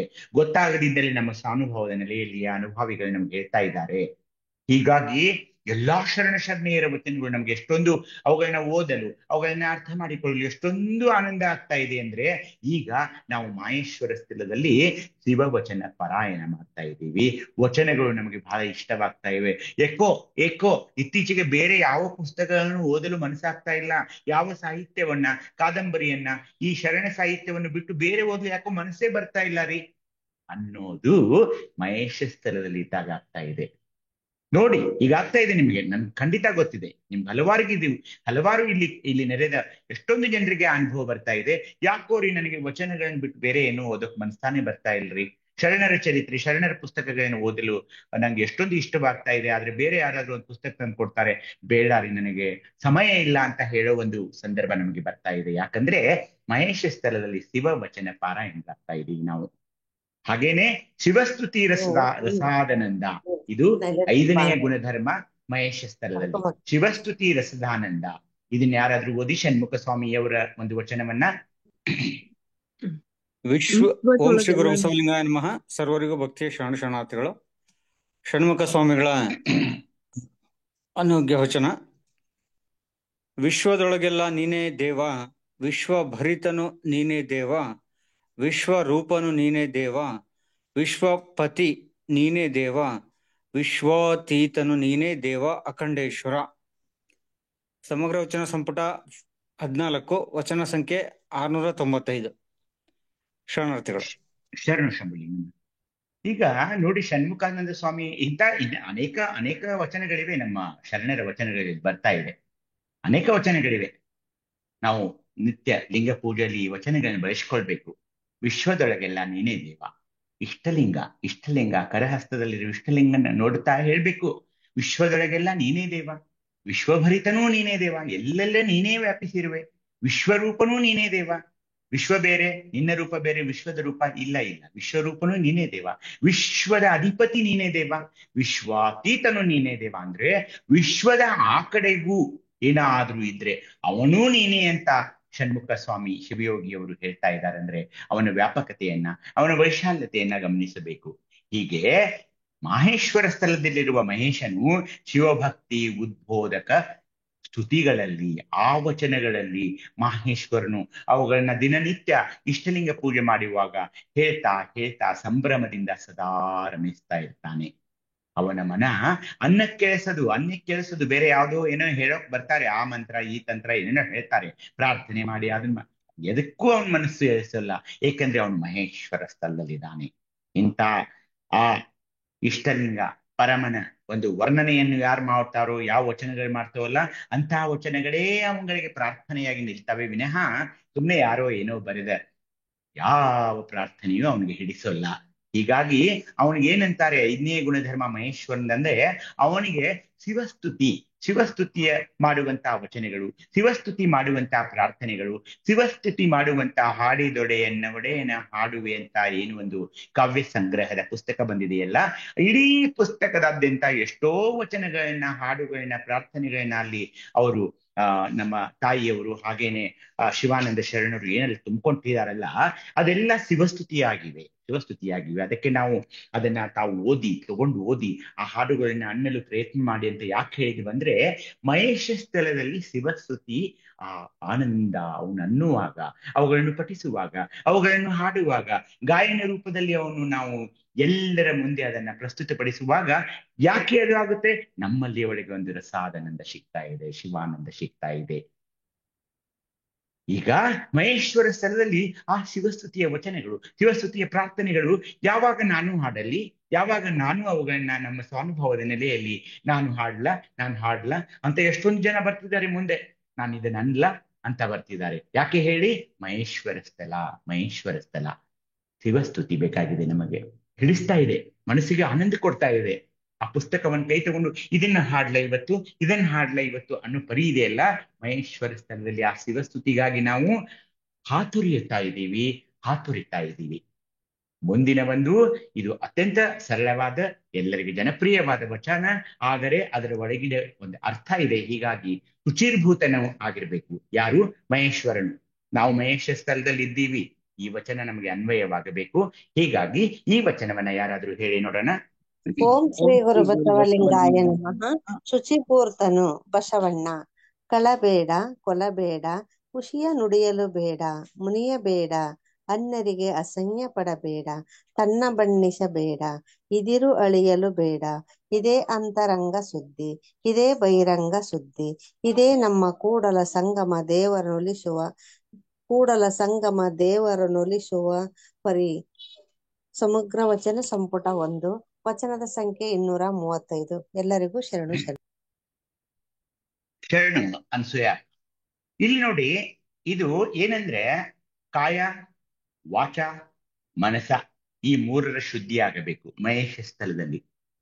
ಒಂದು ಚಿಕ್ಕ ಮಗು ಸಹ ಇದನ್ನ ಹೇಳ್ತೆ, ತೊದಲಾಗೆ ಕೊಲ್ಬೇಡ, ಉಚ್ಚಿ ನುಡಿಬೇಡ, ನಾವೆಲ್ಲೋ ಕಮ್ಮಟಗಳಲ್ಲಿ ಸಹ ನೋಡಿ ಎಷ್ಟೊಂದು ಆನಂದ ಪಡ್ತಾ ಇವೆ. ಆದ್ರೆ ಏನಿದ್ರ ಅರ್ಥ? ಇಡೀ ವಿಶ್ವವೇ ಇವತ್ತು ಈ ವಚನವನ್ನ ಕಂಠಸ್ಥ ಮಾಡ್ತಾ ಇದೆ. ಪಾರ್ಲಿಮೆಂಟ್ಗಳಲ್ಲಿ, ವಿಧಾನಸೌಧಗಳಲ್ಲಿ ಇದನ್ನೆಲ್ಲ ಬರೀತಾ ಇದ್ದಾರೆ ಈ ವಚನವನ್ನ. ಯಾಕೆಂದ್ರೆ ಕಾಯ, ವಾಚ, ಮನಸ ಈ 3ರ ಶುದ್ಧಿ ಆಗ್ಬೇಕು. ಕಳವು, ಕೊಲೆ ಇವು ಕಾಯ ದೋಷಗಳು, ಹುಸಿ, ಕೋಪ ಇವು ಮಾತಿನ ದೋಷಗಳು, ಅನ್ಯರಿಗೆ ಅಸಹ್ಯ ಪಡೋದು, ಸ್ವಯಂ ವರ್ಣನೆ ಮಾಡೋದು, ಎದುರು ದೂಷಿಸೋದು ಇವೆಲ್ಲ ಮನಸ್ಸಿನ ದೋಷಗಳು. ಹೀಗೆ ಎಲ್ಲ ಮಾಡ್ತಾ ಹೋದ್ರೆ ಆಗೋಲ್ಲ, ಅವುಗಳನ್ನೆಲ್ಲ ನಾವು ತ್ಯಜಿಸಬೇಕು. ಇದೇ ಅಂತರಂಗ ಶುದ್ಧಿ, ಇದೇ ಬಹಿರಂಗ ಶುದ್ಧಿ ಅಂತ ಎಷ್ಟೊಂದು ಸರಳವಾಗಿ, ಯಾವ ಒಂದು ಸಂಸ್ಕೃತ ಪದ ಇಲ್ಲಿಲ್ಲ, ಯಾವುದು ತಿಳಿಯಲಬಾರದು ಅನ್ನೋದು ಏನೂ ಇಲ್ವೇ ಇಲ್ಲ. ಕಾಯ, ವಚ, ಮನಸ ಹೇಗೆ ನಾವು ನಮ್ಮ ಶುದ್ಧೀಕರಣ ಮಾಡಿಕೊಳ್ಳಬೇಕು. ಮತ್ತೇನ್ ಹೇಳಿದ್ರು ಕೊನೆಗೆ, ಇದೇ ಅಂತರಂಗ ಶುದ್ಧಿ, ಇದೇ ಬಹಿರಂಗ ಶುದ್ಧಿ, ಇದೇ ನಮ್ಮ ಕೂಡಲ ಸಂಗಮ ದೇವರನ್ನು ಉಳಿಸುವ ಪರ್ಯಂತ. ಅಲ್ಲಿಗೆ ನಮ್ಮ ಶಿವಯೋಗದ ಕೊನೆಯ ಹಂತಕ್ಕೆ ನಮ್ಮನ್ನು ಒಯ್ದು ಬಿಟ್ರು ಗುರುದೇವರು. ಮಾಡ್ತೀವ ಇದನ್ನೆಲ್ಲ ನಾವು? ಮಹೇಶ ಸ್ಥಳದಲ್ಲಿ ನಿಂತುಕೊಂಡು ಇದರ ಶೋಧನೆ ಆಗಬೇಕು. ಕಳೆಬೇಡ, ಕೊಲ್ಲಬೇಡ ಖಂಡಿತ ನಾವು ಮಾಡ್ತಾ ಇಲ್ಲ. ಆದ್ರೆ ಹುಸಿಯ ನುಡಿಯಲು ಬೇಡ ಆಗ್ತಾ ಇದೆ ನೋಡಿ. ಮುನಿಯಬೇಡ, ಅದಾಗ್ತಾ ಇದೆ ನೋಡಿ. ಅಣ್ಣರಿಗೆ ಅಸಹ್ಯ ಪಡಬೇಡ, ಅದ್ ಮಾಡ್ತಾ ಇದೀವಿ ನೋಡಿ. ತನ್ನ ಬಣ್ಣಿಸಬೇಡ, ಅದನ್ ಮಾಡ್ತಾ ಇದೀವಿ ನೋಡಿ. ಇದರ ಹಡಿಯಲು ಬೇಡ, ಅದಾಗ್ತಾ ಇದೆ ನೋಡಿ. ಇಲ್ಲ, ಇದು ನಾವೇ ವಿಮರ್ಶೆ ಮಾಡ್ಕೊಳ್ಬೇಕು. ಇದೇ ಅಂತರಂಗ ಶುದ್ಧಿ, ಇದೇ ಬಹಿರಂಗ ಶುದ್ಧಿ ಅಂತ ಹೇಳಿದಾಗ ಮಹೇಶ ಸ್ಥೂಲದಲ್ಲಿ 6ನೇ ಅವನ ಗುಣಧರ್ಮ ಏನಿದೆ ಅಂದ್ರೆ ಶುಚಿರ್ಭೂತನಾಗಿರ್ಬೇಕು. ಅಂದ್ರೆ ಒಳ್ಳೆಯದ ಒಂದು ಶಾಂಪೂನೋ ಸೋಪೋ ತೆಗೆದುಕೊಂಡು ಚೆನ್ನಾಗಿ 2 ಗಂಟೆನೋ 3 ಗಂಟೆನೋ ಸ್ನಾನ ಮಾಡೋದು, ಅದು ಶುಚಿರ್ಭೂತ ಅಲ್ಲ. ಅದು ಶುಚಿರ್ಭೂತ ಅಲ್ಲ. ಶುಚಿರ್ಭೂತ ಅಂದ್ರೆ ಈ ಸಪ್ತ ಒಂದು ಏನು ನಿಯಮಗಳನ್ನ ಹೇಳಿದಾರಲ್ಲ ಗುರುದೇವರು, ಅವುಗಳನ್ನ ಅಕ್ಷರಶಃ ಪಾಲಿಸಲು ಮಹೇಶ್ವರ ಸ್ತರದಲ್ಲಿ ನಿಂತು ಅದನ್ನ ಮಾಡ್ಬೇಕಾಗ್ತಾ ಇದೆ. ಆವಾಗ ಶುಚಿರ್ಭೂತಿ ಅಂತಾರೆ. ಹೀಗಾಗಿ ಕಳಬೇಡ, ಕೊಲಬೇಡ, ಹುಸಿಯ ನುಡಿಯಲು ಬೇಡ, ಮುನಿಯಬೇಡ, ಇದೆಲ್ಲರೂ ಬಹಳ ಮಾಡಿದ್ದಾರೆ. ಚಿಕ್ಕ ಬಾಲಕರಿದ್ದಾಗಿಂದ ಪಠ್ಯದಲ್ಲಿಯೂ ಇದು ಬಂದು ಹೋಯಿತು. ಆದರೆ ಆಚರಣೆಯಲ್ಲಿ ಮಹೇಶ ಸ್ಥಳದಲ್ಲಿ ಬಂದು ಶುಚಿರ್ಭೂತನಾಗಿದ್ದೇವೆ ಅನ್ನೋ ಒಂದು ಅಂತರಂಗದ ಹಾಗೇನೆ ಬಹಿರಂಗದ ಸ್ವಯಂ ವಿಮರ್ಶೆಯನ್ನ ನಾವು ಮಾಡಿಕೊಳ್ಳಬೇಕು. 7ನೇದೇನಂದ್ರೆ ಶಿವೋತ್ಕರ್ಷ ಪ್ರಮಾಣಗಳ ಸಂಪಾದಕನು ಅಂತ ಹೇಳ್ತಾ ಇದ್ದಾರೆ. ಅದು ಏನ್ ನೋಡಿ, ನೀವು ಆ ವಚನವನ್ನ ಓದಿ, ನಾನು ಅರ್ಥ ಹೇಳ್ತೀನಿ ನಿಮ್ಗೆ. ಓದಿ ಒಬ್ರು ಯಾರಾದ್ರೂ ಸದ್ದೇವರ ವಚನವನ್ನ. ಶ್ರೀ ಗುರು ಬಸವಲಿಂಗಾಯ ನಮಃ.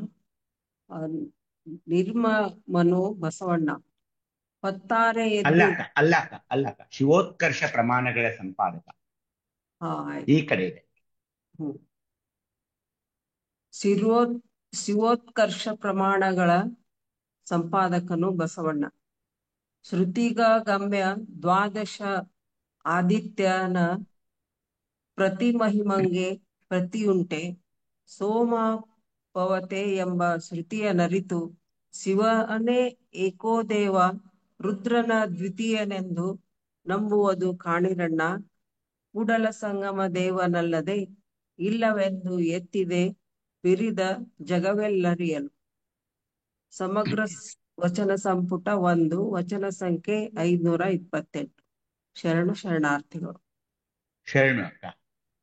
ಶಿವೋತ್ಕರ್ಷ ಪ್ರಮಾಣಗಳ ಸಂಪಾದಕನು, ಇಲ್ಲಿ ಬಿರಿದ ಅಂದ್ರೆ ಬಿರಿದು, ಅದಿಟ್ಕೊಳ್ಬೇಕು ಮನುಷ್ಯನಲ್ಲಿ.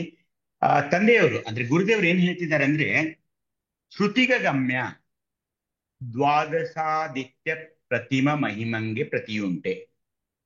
ಪರಮನ ವರ್ಣನೆ ಏನ್ ಮಾಡ್ತಾ ಇದ್ದಾರೆ. ಶ್ರುತಿಗಮ್ಯ ಅಂದ್ರೆ ಶ್ರುತಿಗಳಿಗೆ ವರ್ಣಿಸಲು ಅಸಾಧ್ಯವಾದ ಪರಮನ ನಿಲುವಾಗಿದೆ ಅದು. ದ್ವಾದಶಾದಿತ್ಯ ಅಂದ್ರೆ ಏನು, ಆದಿತ್ಯನ 12 ರೂಪಗಳು, ಅಂದ್ರೆ ಸೂರ್ಯನ 12 ರೂಪಗಳಿವೆ. ರೂಪ ಅಥವಾ ಹೆಸರುಗಳನ್ನೇ, ಅದೇ ನೀವು ನೆನ್ಪಿಟ್ಕೊಳ್ಬೇಕಾಗಿಲ್ಲ. ಮಿತ್ರ, ರವಿ, ಸೂರ್ಯ, ಭಾನು, ಗಾಗ, ಭೂಷ, ಹಿರಣ್ಯಗರ್ಭ, ಮಾರಿಸಿ, ಆದಿತ್ಯ, ಸವಿತಾ, ಅರ್ಕ, ಭಾಸ್ಕರ ಅಂತ ಇದು ದ್ವಾದಶಾದಿತ್ಯನ ಅಂದ್ರೆ ವಿವಿಧ ರೂಪಗಳು. ಯಾರು ವಿವಿಧ ಹೆಸರುಗಳನ್ನೇ ಬೇಕಾದ್ರೆ ಆದಿತ್ಯನ ಸೂರ್ಯನ ಹೆಸರುಗಳಿವೆ. ಶ್ರುತಿಗಮ್ಯ ದ್ವಾದಶಾದಿತ್ಯನ ಪ್ರತಿಮ ಮಹಿಮಂಗೆ ಪ್ರತಿಯುಂಟೆ. ಸೋಮಃ ಪವತೆ ಎಂಬ ಶ್ರುತಿಯ ನರಿತು ಶಿವನೇಕೋ ದೇವ, ರುದ್ರನ ಅದ್ವಿತೀಯನೆಂದು ನಂಬುವುದು ಕಾಣಿರಣ್ಣ. ಋಗ್ವೇದದಲ್ಲಿ ಏನ್ ಹೇಳ್ತಾರೆ ಅಂದ್ರೆ ಸೋಮಃ ಪವತೆ ಅಂತ ಶಿವನು ಸದೈವವಾಗಿ ಪ್ರಕಾಶಿಸ್ತಾನೆ ಅಂತ ಒಂದು ಶ್ರುತಿ ಬರ್ತಾ ಇದೆ. ಶ್ವೇತಾಶ್ವೇತರ ಉಪನಿಷತ್ತಿನಲ್ಲಿ ಶಿವನೇಕೋ ದೇವೋ ರುದ್ರನ ಅದ್ವಿತೀಯ ಎಂಬ ಉಕ್ತಿಯಲ್ಲಿ ಬರ್ತಾ ಇದೆ. ಅಂದ್ರೆ ಶಿವನೊಬ್ಬನಲ್ಲದೆ ರುದ್ರನು ಅದ್ವಿತೀಯ ಎಂಬ ವರ್ಣನೆ ಅಲ್ಲೊಂದು ಬರ್ತಾ ಇದೆ ಒಂದು ಉಪನಿಷತ್ನಲ್ಲಿ. ಶ್ರುತಿಗಳು ವಸ್ತುವನ್ನ ಸಾಕ್ಷಾತ್ಕರಿಸದಿದ್ದರೂ ವಸ್ತು ಸ್ವರೂಪವನ್ನ ನಿರ್ದೇಶಿಸ್ತವೆ, ವರ್ಣನೆ ಮಾಡ್ತವೆ. ಅವು ಅನುಭಾವಿಗಳ ಮಾತೇ ಆಗಿವೆ ಅಂತ ಇಲ್ಲಿ ಹೇಳ್ತಾ ಇದ್ದಾರೆ. ನಂಬುವುದು ಕಾಣಿರಣ್ಣ ಅಂದ್ರೆ ಈ ಯಾರು ಬರೆದ್ರು ಅವು ಅನುಭಾವಿಗಳ ಮಾತೇ ಆಗಿದ್ರಿಂದ ಅವುಗಳನ್ನು ನಂಬುವುದು ಕಾಣಿರಣ್ಣ ಎಂದು ಹೇಳಿ ಶಿವಪಾರಮ್ಯವನ್ನು ಕುರಿತು ಈ ನಂಬಿಕೆ ಗುರುದೇವರಲ್ಲಿ ದೃಢವಾಗಿ ನೆಲೆಗೊಂಡಿದೆ. ಶಿವನೋಕೋ ದೇವ, ರುದ್ರನ ದ್ವಿತೀಯ ಅಂದ್ರೆ ಆ ರುದ್ರನ ವಿರಾಟ್ ಸ್ವರೂಪವನ್ನ ನಾವು ನಂಬಬೇಕು. ಕೂಡಲ ಸಂಗಮ ದೇವನಲ್ಲದೆ ಇಲ್ಲವೆಂದು ಎತ್ತಿದೆ ಬಿರುದ ಅಂತ ಹೇಳ್ತಾ ಇದ್ದಾರೆ. ಶಿವಪಾರಮ್ಯ ಗುರುದೇವರಲ್ಲಿ ನೆಲೆಯಾಗಿ ನಿಂತಿದೆ, ದೃಢವಾಗಿ ನೆಲೆಗೊಂಡಿದೆ. ಪರಮನ ಬಿರುದನ್ನು ಎತ್ತಿ ಹಿಡಿದು ಆತನ ಜಗದ್ವಿಖ್ಯಾತ ಅನನ್ಯತೆಯ ಜ್ಞಾನವನ್ನ ಉದ್ಘೋಷಿಸುತ್ತಿದ್ದಾರೆ ಗುರುದೇವರು ಇದರಲ್ಲಿ. ಈ ಎಲ್ಲಾ ಶ್ರೇಷ್ಠತೆಗಳನ್ನ ಸಾರುವ ಅನೇಕ ವಚನಗಳಲ್ಲಿ ಬರ್ತಾ ಇದೆ. ಅನೇಕ ಈ ಶಿವಶ್ರೇಷ್ಠತೆಯನ್ನ ಎಲ್ಲೆಲ್ಲೂ ಸಾರ್ತಾ ಇಲ್ಲ ವಚನಗಳಿರ್ಲಿ, ಎಲ್ಲಿಯೇ ಒಂದು ಸಾಹಿತ್ಯದಲ್ಲಿರ್ಲಿ, ಈ ಪ್ರಮಾಣಗಳನ್ನ ಸದಾ ಪ್ರೀತಿಯಿಂದ ಸಂಪಾದಿಸ್ತಾನೆ ನಮ್ಮ ಮಹೇಶ್ವರ. ಸ್ವಲ್ಪ ಮ್ಯೂಟ್ ಮಾಡ್ಕೊಳ್ಳಿ ಬೇರೆಯವರು. ಇದೇನು ವಚನದಲ್ಲಿ ಇದೆಯಲ್ಲ, ಒಂದೇ ನಿಮಿಷ ಅಣ್ಣ. ಹೀಗಾಗಿ ಶಿವನ ಒಂದು ಉತ್ಕರ್ಷ ಪ್ರಮಾಣಗಳ ಸಂಪರ್ಕ, ಅದು ಆ ಸಂಪಾದನೆಯನ್ನ ಬಸವಣ್ಣನವರು ಹೇಗೆ ಮಾಡಿಕೊಂಡ್ರು ನಮ್ಮ ಗುರುದೇವರು ಅಂತ, ಈ ಶಿವೋತ್ಕರ್ಷ ಪ್ರಮಾಣಗಳ ಸಂಪಾದಕನು ಯಾರಾಗ್ತಾನಂದ್ರೆ ನಮ್ಮ ಮಹೇಶ್ವರನು. ಮಹೇಶ ಸ್ಥಳದಲ್ಲಿದ್ದಾಗ ನಾವು ಈ ಪ್ರಮಾಣಗಳನ್ನು ನಮಗೆ ಕೊಟ್ಟಿರುವ ವಚನಗಳಲ್ಲಿ ಗಮನಿಸಿ ಅವುಗಳ ಅಧ್ಯಯನ ಮಾಡಬೇಕು, ಅವುಗಳನ್ನು ನಂಬಬೇಕು ಅನ್ನೋದು ಶಿವೋತ್ಕರ್ಷ ಪ್ರಮಾಣಗಳ ಸಂಪಾದಕನಾಗಿರ್ತಾನೆ ಆ ಮಹೇಶ ಅನ್ನೋದು ಇಲ್ಲಿದೆ. 8ನೇದು ನಿರ್ಮಮನು. ಅದನ್ನ ನಮ್ಮ ಹಿರಿಯ ಶರಣರು ಓದ್ತಾರೆ.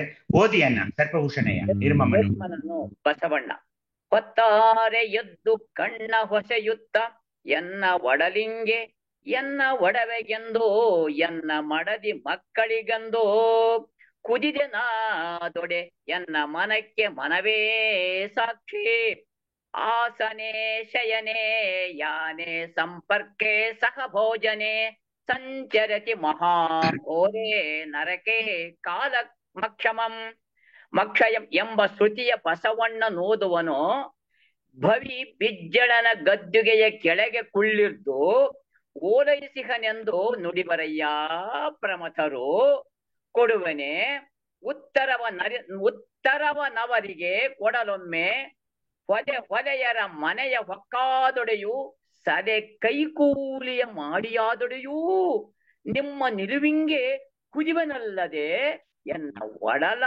ಒಡಲವ ಸರಕ್ಕೆ ಕುದಿದನಾದೊಡೆ ತಲೆದಂಡ ಕೂಡಲ ಸಂಗಮ ದೇವ. ಸಮಗ್ರ ವಚನ ಸಂಪುಟ 1, ವಚನ ಸಂಖ್ಯೆ 710. ಶರಣು ಶರಣಾರ್ಥಿಗಳು. ಶರಣು ಸರ್ಪಭೂಷಣ ಅಣ್ಣ. ಹಿರಿಯ ಶರಣರು ಎಷ್ಟು ಸೊಗಸಾಗಿ ಅದರ ಒಳಹೊಕ್ಕು ಈ ವಚನವನ್ನ ಹೇಳಿದ್ರು. ನಿರ್ಮಮನು. ಏನು ಈ ವಚನ? ಮನನ ಮಾಡಿಕೊಳ್ಳಿ. ಏನ್ ಹೇಳ್ತಿದ್ದಾರೆ ಗುರುದೇವರು? ಇಂತಹ ವಚನಗಳನ್ನ ಬಹಳ ಕಡಿಮೆಯಾಗಿ ಅವರು ಬರ್ತಿದ್ದಾರೆ.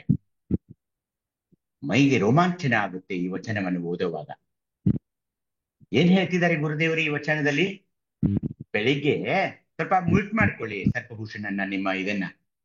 ಬೆಳಿಗ್ಗೆ ಏಳುತ್ತಿದ್ದಂತೆ ಕನ್ಹಸೀತ ತನಗಾಗಿ, ತನ್ನ ಹೊಟ್ಟೆಗಾಗಿ, ನನ್ನ ಸಂಸಾರಕ್ಕಾಗಿ ಅಂದ್ರೆ ಮಡದಿ ಮಕ್ಕಳಿಗಾಗಿ, ಸಂಪತ್ತಿನ ಗಳಿಕೆಗಾಗಿ ನಾನೇನಾದ್ರೂ ಪರಿತಪಿಸ್ತಾ ಇದ್ರೆ ಅದಕ್ಕೆ ನನ್ನ ಮನಕ್ಕೆ ಮನವೇ ಸಾಕ್ಷಿ ಅಂತ ಗುರುದೇವರು ಹೇಳ್ತಾ ಇದ್ದಾರೆ. ಏನ್ ಹೇಳಿದ್ರು ಅವರು? ಇಲ್ಲೊಂದು ಶ್ರುತಿ ಬರ್ತಾ ಇದೆ, ಒಂದು ಶ್ರುತಿಯ ವಾಕ್ಯ ಬರ್ತಾ ಇದೆ. ಏನು? ಅಸನೆ ಶಯನೆ ಯಾನೆ ಸಂಪರ್ಕೆ ಸಹಭೋಜನೆ ಸಂಚರಂತಿ ಮಹಾಘೋರೆ ನರಕೆ ಕಾಲಮಕ್ಷಯಂ. ಏನಿದ್ರ ಅರ್ಥ? ಸದಾ ವಿನಾಕಾರಣ ಅಡ್ಡಾಡೋದು. ಇದು ಎಲ್ಲಾ ಯುವಕರು ಇದನ್ನು ಗಮನಿಸ್ಬೇಕು. ಸುಮ್ನೆ ಅಡ್ಡಾಡೋದು, ಏನು ಕೆಲಸನೇ ಇಲ್ಲ. ಸದಾ ವಿನಾಕಾರಣ ಸಂಚರಿಸೋದು, ಸುಖ ಸುಮ್ನೆ ಯಾರಿಗೋ ಫೋನ್ ಹಚ್ಚಿ ಮಾತಾಡ್ತಾ ಹೋಗೋದು, ಹರಟೆ ಹೊಡೆಯೋದು, ಸದಾ ಸಂತೋಷ ಕೂಟಗಳಲ್ಲಿ ಭಾಗವಹಿಸೋದು, ಶನಿವಾರ ಬಂತಪ್ಪ ವೀಕೆಂಡ್ ಎಲ್ಲೋ ಹೋಗ್ಬೇಕನ್ನೋದು, ಸಂಪರ್ಕೆ ಸಹಭೋಜನೆ, ಉದ್ದೇಶವಿಲ್ಲದೆ ಪ್ರಯಾಣಿಸೋದು, ಸುಮ್ನೆ ಒಂದು ಊರಿಗೆ ಹೋಗೋದು, ಸುಮ್ನೆ ಬಂಧುಗಳ ಮನೆಗೆ ಹೋಗೋದು, ಇವೆಲ್ಲ ಮಹಾಘೋರ ನರಕಕ್ಕೆ ನಮ್ಮನ್ನ ಇಡ್ತಾ ಇವೆ. ಯಾಕಂದ್ರೆ ಕಾಲಕ್ಷಯವನ್ನು ಉಂಟು ಮಾಡ್ತಾ ಇದ್ದೇವೆ. ಕಾಲದ ಮಹತ್ವವನ್ನು ಅರಿತುಕೊಂಡು ಅದನ್ನು ಉಪಯೋಗಿಸ್ಕೊಳ್ಬೇಕಾಗಿತ್ತು, ಅದಾಗ್ತಾ ಇಲ್ಲ. ಕಾಲಕ್ಷಯ ಮಾಡ್ಬಿಡ್ತಾ ಇದೀವಿ ಅಂತ ಈ ಶ್ರುತಿಯನ್ನ ಬಸವಣ್ಣನ ಓದುವನು ಅಂದ್ರೆ ಈ ಶ್ರುತಿಯ ಪರಿಚಯ ನನಗಿದೆ, ಇದರ ಅರ್ಥ ನನಗಾಗಿದೆ ಅಂತ ಹೇಳ್ತಾ ಇದ್ದಾರೆ. ಇದೇನು ಉಕ್ತಿ ಬಂತಲ್ಲ, ಈ ಉಕ್ತಿ ವ್ಯಾಸನು ಬರೆದ ಗರುಡ ಪುರಾಣದಲ್ಲಿ ಬರೋ ಒಂದು ಶ್ರುತಿ ಇದು. ಈ ಅಸನೆ ಶಯನೆ ಯಾನೆ ಸಂಪರ್ಕೆ ಸಹಭೋಜನೆ ಸಂಚರಂತಿ ಮಹಾಘೋರೆ ನರಕೆ ಕಾಲಮಕ್ಷಯಂ ಅನ್ನೋದು ಎಂಬ ಶ್ರುತಿಯ ಬಸವಣ್ಣನ ಓದುವನು ಗೊತ್ತಿದೆ ಅವನಿಗೆ. ಏನಂದ್ರು ಪಾಪ ಇಂತಹ ಮಹಾನ್ ಮಹೇಶ ಸ್ಥಳದಲ್ಲಿ, ಮಹೇಶ ಸ್ಥಳ ಏನು, ಐಕ್ಯ ಸ್ಥಳಕ್ಕೆ ಏರಿದ ಮಹಾಮಹಿಮ ನಮ್ಮ ಗುರುದೇವರು. ಅವ್ರಿಗೇನಂದ್ರು? ಈ ಪಾಪಿ ಲೌಕಿಕ ಜಗತ್ತಿನ ಜನ ಏನಂದ್ರು? ಭವಿಬಿಜ್ಜಳನ ಗದ್ದುಗೆಯ ಕೆಳಗೆ ಕುಳ್ಳಿರಿದು ಓಲೈಸಿ ಏನಂದ್ರು? ನೋಡಿದ್ರು. ಇದಕ್ಕಿಂತ ನೋವಾಗೋ ವಿಚಾರ ಏನಿರಬಹುದು ನೋಡಿ. ಕುಳಿತಿರ್ತಾನೆ ಆ ಬಿಜ್ಜಳ ರಾಜನ ಕೆಳಗೆ, ಅವನು ಸೇವೆ ಮಾಡ್ತಾ ಅಂತ ಅವನು ಯಾವಾಗ್ಲೂ ಓಲೈಸ್ತಾ ಇರ್ತಾನೆ. Is A fan of Bijjala, ಈ ಜಸ್ಟ್ ಸರ್ವಿಂಗ್ ಹಿಮ್ ಅಂತ ಇವ್ರಿಗೆ ಮೂದಲಿಸಿದ್ರು. ಯಾರು ಯಾರು ಮೂದಲಿಸಿದ್ರು? ನುಡಿವರೆಯ ಪ್ರಮಥರು. ಭವಿ ಬಿಜ್ಜಳ, ಭವಿ ಬಿಜ್ಜಳ, ಭವಿ ಅನ್ನೋ ಶಬ್ದ ಇಲ್ಲಿ ಬರ್ತಾ ಇದೆ, ಗಮನಿಸ್ಬೇಕು. ಭವಿ ಬಿಜ್ಜಳನ ಸಿಂಹಾಸನದ ಕೆಳಗೆ ಕುಳಿತು ಆತನನ್ನು ಓಲೈಸುತ್ತಾರೆ ಎಂದು ನನ್ನನ್ನು ಜರಿದು ನುಡಿತಾ ಇದ್ದಾರೆ. ನಾನು ಸೂಕ್ತವಾದ ಉತ್ತರವನ್ನು ಕೊಡ್ತೀನಿ ಅವ್ರಿಗೆ, ಕೊಡುವೆನೇ ಉತ್ತರನವರಿಗೆ ನನಗೆ ಕೊಡಲೆಮ್ಮೆ. ಕೊಡ್ತೀನಿ ನಾನು, ಇದಕ್ಕೆ ಸರಿಯಾಗಿ ಉತ್ತರ ಕೊಡ್ತೀನಿ ನಾನು. ಈಗ ಹೇಳ್ತಿದ್ದೀರಲ್ಲ, ನನ್ನ ಬಿಜ್ಜಳನ ಗದ್ದಿಗೆ ಕೇಳ್ತು, ನಾನು ಅವ್ರನ್ನ ಯಾವಾಗ್ಲೂ ಓಲೈಸ್ತಾ ಇರ್ತೀನಿ ಅಂತ ಹೇಳ್ತಿರ್ತೀರಲ್ಲ, ಅದಕ್ಕೆ ಉತ್ತರನೇ ಕೊಡ್ತೀನಿ ನಿಮಗೆ. ಏನು ಉತ್ತರ ಕೊಡ್ತೀನಿ? ಯಾರ ಮನೆಯನ್ನು ಬೇಕಾದ್ರೂ ಹಕ್ಕು, ಅವ್ರು ಯಾವ ಜಾತಿಯವರೇ ಇರ್ಲಿ, ಮೇಲು ಕೀಳುಗಳನ್ನೆಲ್ಲದೆ ಅಲ್ಲಿ ಕೆಲಸ ಮಾಡ್ತೀನಿ. ಭಲೆಯರ ಮನೆಯ ಹೊಕ್ಕಾದಡಿಯು, ಸಲೆ ಕೈಕೂಲಿಯ ಮಾಡಿಯಾದಡಿಯು. ಯಾಕೆ ಮಾಡ್ತೀನಿ? ನೀವು ಯಾವ ಕೆಲಸ ಕೀಳಂತ ನೀವು ಹೇಳ್ತಿದ್ರೋ ಅಲ್ಲಿ ನಾನು ಹೋಗಿ ಕೈಕೂಲಿ ಕೆಲಸವನ್ನಾದ್ರೂ ಮಾಡ್ತೀನಿ. ಆದರೆ ಆ ಮಾಡುವ ಕೆಲಸ ಪರಮನ ನಿಲುವಿನಲ್ಲಿ ಆತನ ಸಾನ್ನಿಧ್ಯದಲ್ಲಿ ನೆಲೆ ನಿಲ್ಲಲು ಪರಿತಪಿಸುವ ಭಾವನೆಯಲ್ಲದೆ ನನ್ನದಾಗಲಿ ನನ್ನ ಪರಿವಾರವನ್ನು ಸಲುಹುವ ಒಂದೇ ಉದ್ದೇಶದಿಂದ ಎನಿಸಿದ್ರೆ, ಆಗ ನಾನು ಯಾವುದೇ ನೀವು ಕೊಡುವ ತಲೆದಂಡಕ್ಕೆ ನಾನು ಸಿದ್ಧನಾಗಿದ್ದೇನೆ. ಹಾಗೆ ಅನ್ಬೇಡಿ, ನನಗೆ ಬೇಡ. ಆ ಬಿಜ್ಜಳನ ಗದ್ದಿಗೆನೇ ಬೇಡ ನನಗೆ. ನನಗೇನ್ ಬೇಕಾಗಿದೆ? ನನ್ನ ಅಥವಾ ನನ್ನ ಸಂಸಾರದ ಒಡಲವಸರಕ್ಕೆ ನಾನು ಕುದಿಯೋನಲ್ಲಪ್ಪ. ನೀವು ಎಲ್ಲೇ ಹೇಳಿ, ನೀವು ಯಾವ ಒಂದು ಕಾರ್ಯಗಳನ್ನ, ಯಾರ ಮನೆಯಲ್ಲಿ ಕೇಳು ಕುಲದವರು ಅವ್ರು ಇವರು ಅವರಲ್ಲಿ ಕೆಲಸ ಮಾಡಬಾರ್ದು, ಅಲ್ಲಿ ಹೋಗ್ಬಾರ್ದು, ಅವ್ರ ಮನೆಗೊಳಗೆ ಹೋಗ್ಬಾರ್ದು ಅಂತ ಹೇಳಿದ್ರು, ಅವರ ಮನೆಯಲ್ಲಿ ನಾನು ಹೊಕ್ಕಿ ಅವರ ಕೈಕೂಲಿ ಮಾಡ್ತೀನಿ. ಯಾಕೆ ಮಾಡ್ತೀನಿ? ಅಲ್ಲಿ ಆ ಪರಮನ ಸೇವೆಯಲ್ಲಿಯೇ ನಾನು ತೊಡಗ್ತೀನಿ. ನಿಮ್ಮ ನಿಲುವಿಗೆ ಕುದಿವಿನಲ್ಲದೆ, ಆ ಪರಮನ ಒಂದು ಸಾನ್ನಿಧ್ಯದಲ್ಲಿ ನಿಲ್ಲಲು ನಾನು ಆ ನಿಲುವಿಗೆ ಕುದಿವೆನಲ್ಲದೆ ಎನ್ನ ಒಡಲವಸರಕ್ಕೆ ಕುದಿನಾನದೆ. ಎನ್ನ ಒಡಲವಸರ ಅಂದ್ರೆ ನನ್ನದು, ನನ್ನ ಮಕ್ಕಳದು, ನನ್ನ ಮಡದಿದು, ನನ್ನ ಸಂಸಾರದ್ದು, ನನ್ನ ಕುಟುಂಬದ್ದು ಅಂತ ಕುದಿದೆನಾದರೆ, ಕೂಡಲ ಸಂಗಮ ದೇವ್ರೆ, ನೀವು ಯಾವ ತಲೆದಂಡ, ಯಾವ ಶಿಕ್ಷೆ ಕೊಟ್ಟರು ನಾನು ಸಿದ್ಧನಾಗಿದ್ದೇನೆ. ನನ್ನ ಒಡಲ ಅವಸರ ಕುದಿಯೋದಿಲ್ಲ, ನಿಮ್ಮ ನಿಲುವಿಗೆ ಕುದಿಯುತ್ತೇನೆ. ಗುರುದೇವರಿಗೆ ಎಷ್ಟು ನೋವಾಗಿರ್ಬಹುದು ನೋಡಿ ಈ ವಚನ ಹೇಳುವಾಗ. ಇದು ಮನನ ಮಾಡಬೇಕಾದ ಮಾತು. ಕೇವಲ ಹೊಟ್ಟೆಪಾಡಿಗಾಗಿ ಮಾತ್ರ ಕೆಲಸ ಮಾಡುತ್ತಾ ಸ್ವಾರ್ಥ ಪರಿವಾರವನ್ನು ಬೆಳೆಸುವುದಕ್ಕೆ ಕಾರಣವಾದ್ರೆ ಅವನು ಮಹೇಶ ಅನಿಸ್ಕೊಳ್ಳೋದಿಲ್ಲ. ಇಲ್ಲ, ಅದು ತಿರಸ್ಕರಣೀಯ ಕೂಡ. ಅದು ಅಷ್ಟಕ್ಕೆ ಮಾತ್ರ ಸೀಮಿತವಾಗಿದೆ. ನಿಮ್ಮ ನಿಲುವಿಗೆ ಅಂದ್ರೆ ಶಿವಪರವಾದ ಭಾವನೆಗಳಿಗೆ, ಜಗತ್ತಿನ ಒಳಿತಿಗೆ ಕಾರಣವಾದರೆ ಅದು ಮಂಗಳಕರವಾದ ಕಾಯವಕ್ಕವಾಗುತ್ತದೆ. ಯಾವುದೇ ಕಾಯಕ ನಮ್ದಿರ್ಲಿ ಅದು. ಇತರರೊಡನೆ ಬೆರೆಯಬಾರದೆಂಬ ಆಗಮಗಳು ಹೇಳಿದೆವು, ಅನೇಕ ಪುರಾಣಗಳು ಹೇಳಿದೆವು.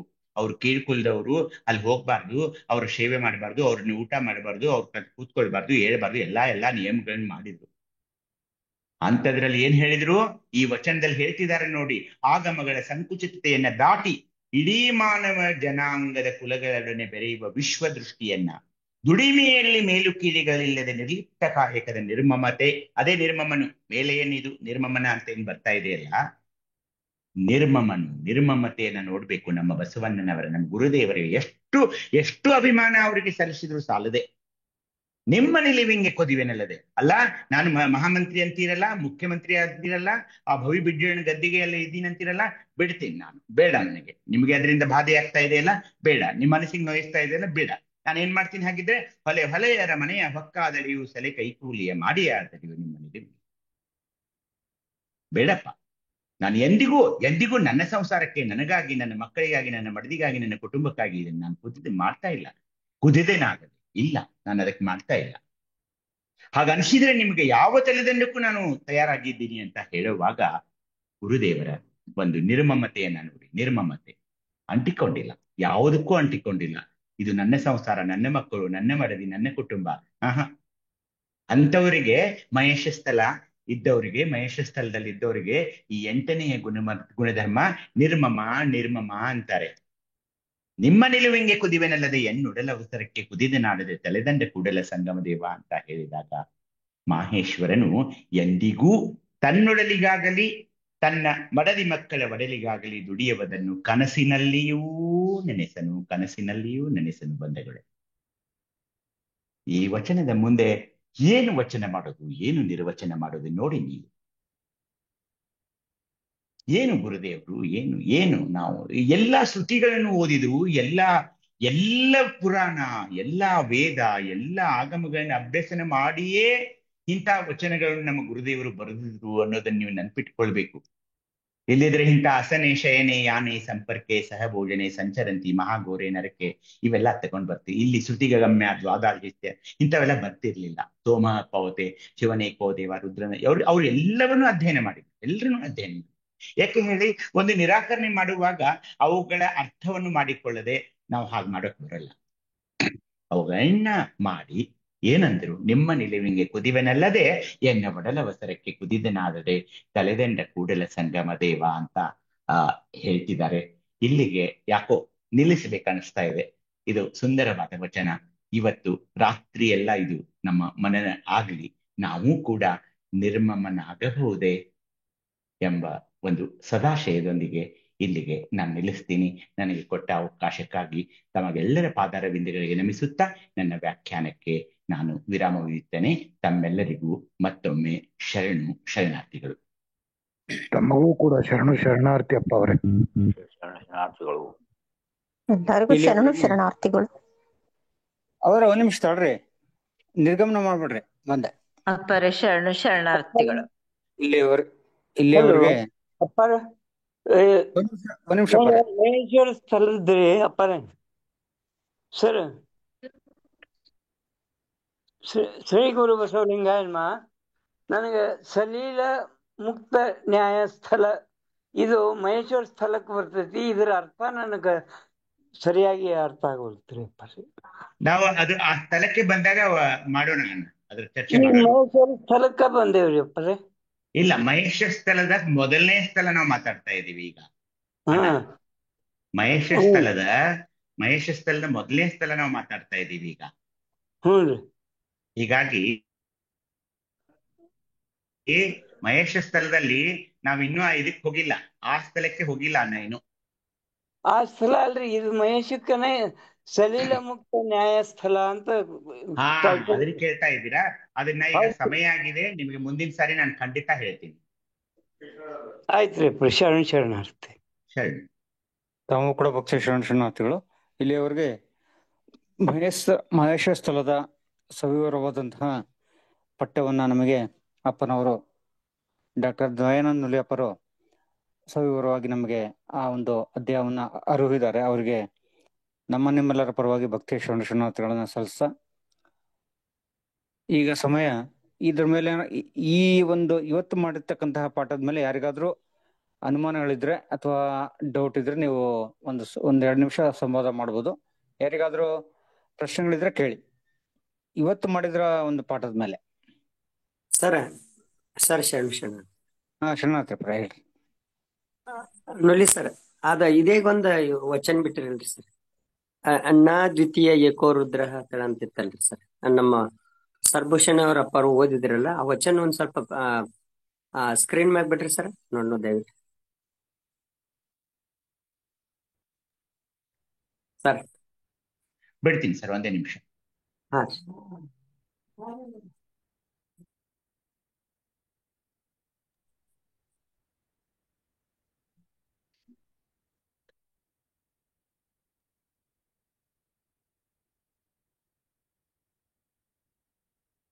ಇದೆ ಅಲ್ಲ ಸರ್, 65 ಕಣ್ಣು ಶ್ವೇತ.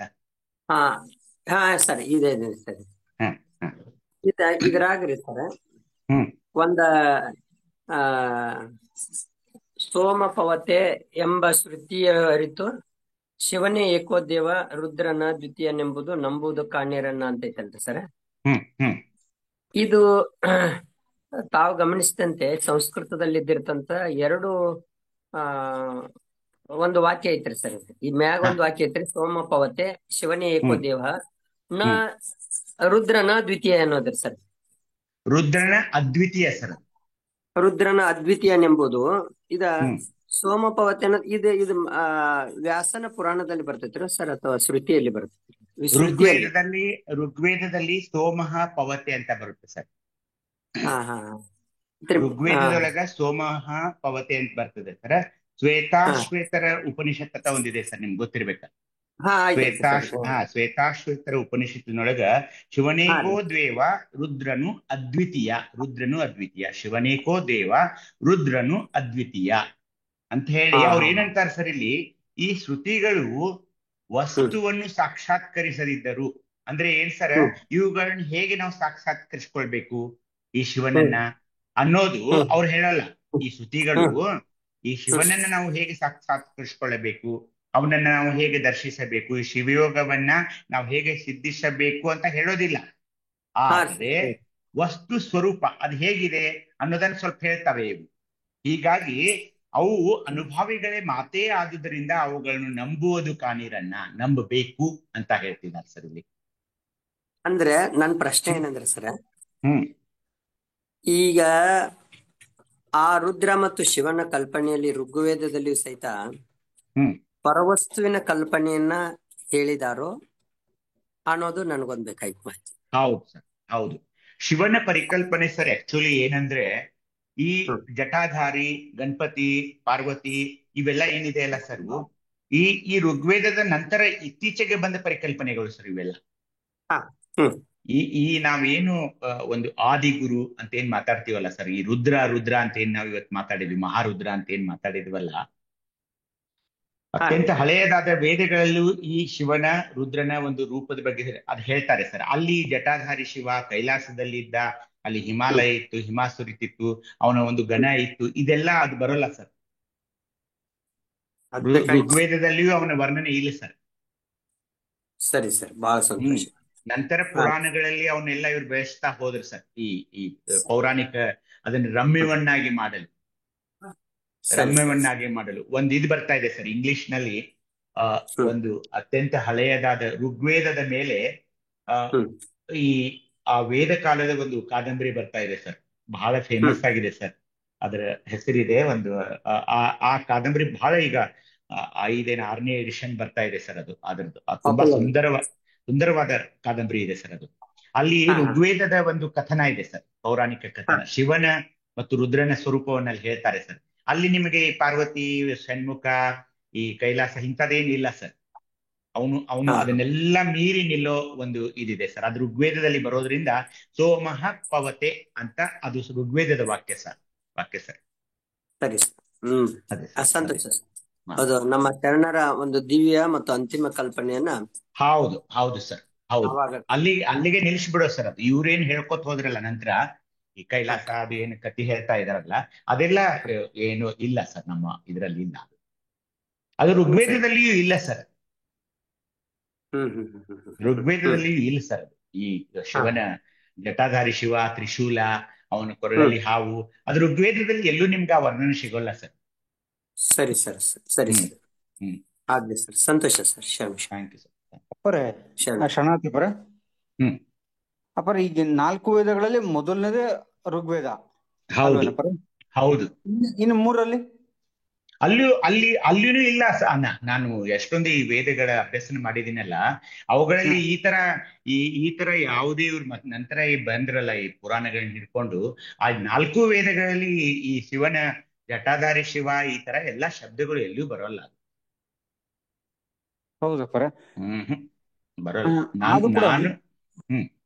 ಈಗ ಶರಣರು ಈ ವೇದಗಳನ್ನ ಒಪ್ಪಿದ್ರು ಅಂತ ಹೇಳಿ ಹೇಳುವಂತ ಮಾತುಗಳಲ್ಲಿ, ನಮ್ಮ ವಚನಗಳಲ್ಲಿ ಬರ್ತಕ್ಕಂತ ಪದ ಏನಿದೆ ಅದು ಬಸವಣ್ಣನವ್ರನ್ನ ಅಪಾರು 1-2 ವಚನಗಳಲ್ಲಿ ಬಿಟ್ರೆ, ಬೇರೆ ಶರಣಗಳಲ್ಲಿ ಕೆಲವೊಂದು ವಚನಗಳಲ್ಲಿ ಬಿಟ್ರೆ ಮತ್ತೆಲ್ಲೂ ಆ ಪದನ ಉಪಯೋಗಿಸಿಲ್ಲ.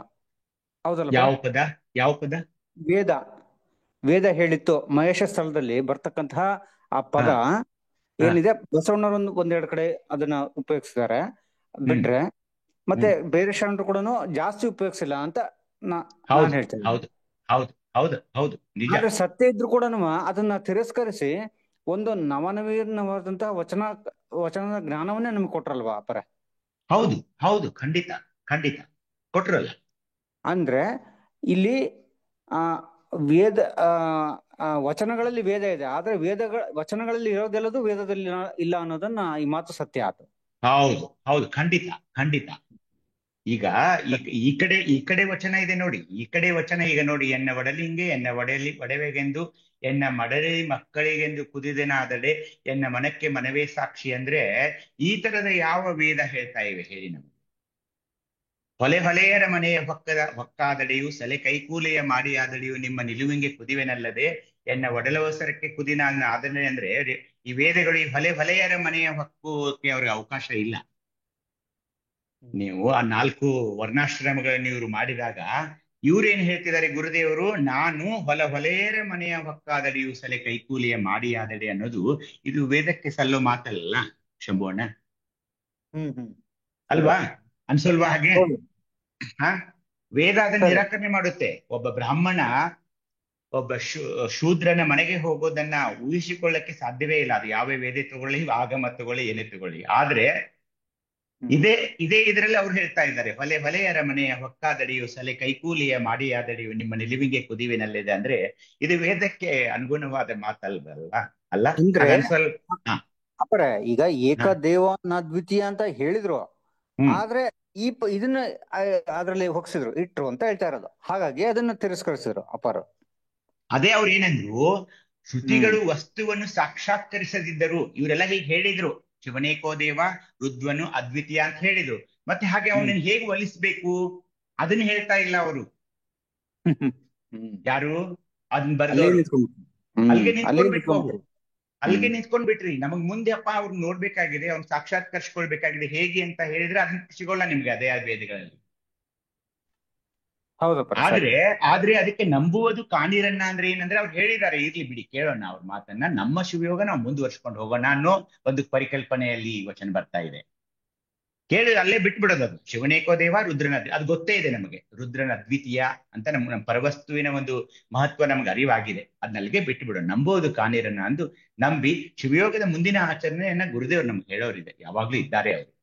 ಹೀಗಾಗಿ ಹೊಲೆಯರ ಮನೆಯ ಹೊಕ್ಕಾದಡಿಯು ಅನ್ನೋದು ಏನ್ ಬಂತಲ್ಲ, ಅದನ್ನ ನಾವು ಗಮನಿಸೋದು. ಅದು ವೇದಗಳಲ್ಲಿ ಹೇಳಲ್ಲ, ಯಾರೂ ಹೇಳಲ್ಲ, ಅದನ್ನ ಅವ್ರು ಆಚರಿಸೋದು ಇಲ್ಲ ಇಂದಿನವರೆಗೂ. ಟುಡೇಸ್ ಡೇಟ್ ಆಲ್ಸೋ ಅವ್ರು ಎಂದೂ ಆಚರಿಸೋಲ್ಲ. ಈ ತರ ಮಾತುಗಳು ಕೇಳಿದ್ರೆ ಅವ್ರಿಗೆ ಸಂಕಟ ಆಗುತ್ತೆ. ಹೊಲೆಯರ ಮನೆಯ ಹೊಕ್ಕಾದಡಿಯು ಅನ್ನೋ ಮಾತು ಅಲ್ವಾ ಶಂಭುವಣ್ಣ? ಖಂಡಿತ ಪರ. ಖಂಡಿತ ಅದೇ ಅವರೇ ಉರಿ ಬಿದ್ಬಿಡುತ್ತೆ ಅವರಿಗೆ. ಅದಕ್ಕೆ ನಾವು ನಿರ್ಮಮನು ಅಂದ್ರೆ ಭಕ್ತ ಸ್ಥಳದಿಂದ ಮಹೇಶ್ವರ ಸ್ಥಳಕ್ಕೆ ಬಂದಾಗ ನಿರ್ಮಮನು ಆಗಿದೀವಿ. ನಾವು ನಿರ್ಮಮನು ಅಂದಾಗ ನಮಗೆ ಈ ಮಲೆಯವರು ಯಾರು, ಬ್ರಾಹ್ಮಣರು ಯಾರು ನಮ್ಗೆ ಏನ್ ಗೊತ್ತಿಲ್ಲಪ್ಪ. ಲಿಂಗ ಇದೆಯಲ್ಲ ಎದೆ ಮೇಲೆ, ನನ್ನ ಬಂಧು, ನನ್ನ ಪರಮ ಬಂಧು, ಅವನ ಮೈಲಿ ಅವನ್ ಕೂತ್ಕೊಳ್ತೀನಿ, ಅವನ ಜೊತೆ ಊಟ ಮಾಡ್ತೀನಿ, ಅವನ ಜೊತೆ ಅಲ್ಕೊಳ್ತೀನಿ, ಅವನ ಮನೇಲಿ ಇರ್ತೀನಿ. ನಮ್ಗೆ ಅದು ಇಲ್ಲೇ ಇಲ್ವಾ? ನಮಗೆ ಕುಲಸೂತಕ ಇಲ್ವೇ ಅಲ್ವಾ? ಹೀಗಾಗಿ ನಿಷ್ಠಾ ಭಕ್ತಿ. ನಾವು ಇಲ್ಲಿ ಮಹೇಶ್ವರನಾಗಿದ್ದೀವಿ, ನಿಮ್ಮ ನಿಲುವಿಂಗೆ ಕುದಿಬೇಕಾಗಿದೆ. ನಾವು ನಿಮ್ಮ ನಿಲುವಿಂಗೆ, ಆ ಪರಮನ ನಿಲುವಿಂಗೆ ನಾವು ಕುದಿಬೇಕೀಗ, ಎನ್ನ ಒಡಲವಸಕ್ಕೆ ಅಲ್ಲ ಅಂತ ಮಹೇಶ್ವರನಾದಾಗ ನಾವೀಗ we have to convert something, we have to change ourselves ಅನ್ನೋ ಈ ಮಹೇಶ್ವರ ಸ್ಥಳದಲ್ಲಿ ಅಧ್ಯಯನ ಮಾಡ್ತಾ ಇದೀವಿ ಅನ್ನ. ಶರಣಾರ್ಥಿಗಳು. ಇಲ್ಲಿವರೆಗೆ ಸಂವಾದದಲ್ಲಿ ಪಾಲ್ಗೊಂಡಂತಹ ಅರ್ಭಯಪರಿಗೆ ಮತ್ತೆ ಧ್ಯಾನನುಲಿಯ ಪರಿಯ ಭಕ್ತಿ ಶರಣಾರ್ಥಿಗಳನ್ನ ಸಲ್ಲಿಸ ಇಲ್ಲಿಗೆ ಇಂದಿನ ಸದ್ಭಾವಗೋಷ್ಠಿಯನ್ನು ಸುಸಂಪನ್ನಗೊಳಿಸೋಣ. ತಂದೆ ನೀನು, ತಾಯಿ ನೀನು, ಬಂಧು ನೀನು, ಬಳಗ ನೀನು, ಎನಗೆ ನೀನಲ್ಲದೆ ಮತ್ತಾರು ಇಲ್ಲವಯ್ಯ, ಕೂಡಲ ಸಂಗಮ ದೇವ, ಹಾಲಲ್ಲದ್ದು ನೀರಲ್ಲದ್ದು ನಿಮ್ಮಯ ಧರ್ಮ, ಶರಣಸತಿ ಲಿಂಗಪತಿ ಜಯಗುರು ಬಸವ, ಸರ್ವರಿಗೂ ಭಕ್ತಿಯ ಶರಣಾರ್ಥಿಗಳು. ನಾಳೆ ಹಿಂದಿನಂತೆ ವಚನ ಚಿಂತನೆ ಮುಂದುವರಿಯುವುದು. ಸರ್ವರಿಗೂ ಭಕ್ತಿಯ ಶರಣಾರ್ಥಿಗಳು. ಎಲ್ಲರಿಗೂ ಭಕ್ತಿಯ ಪೂರ್ವಕ ಶರಣಾರ್ಥಿಗಳು.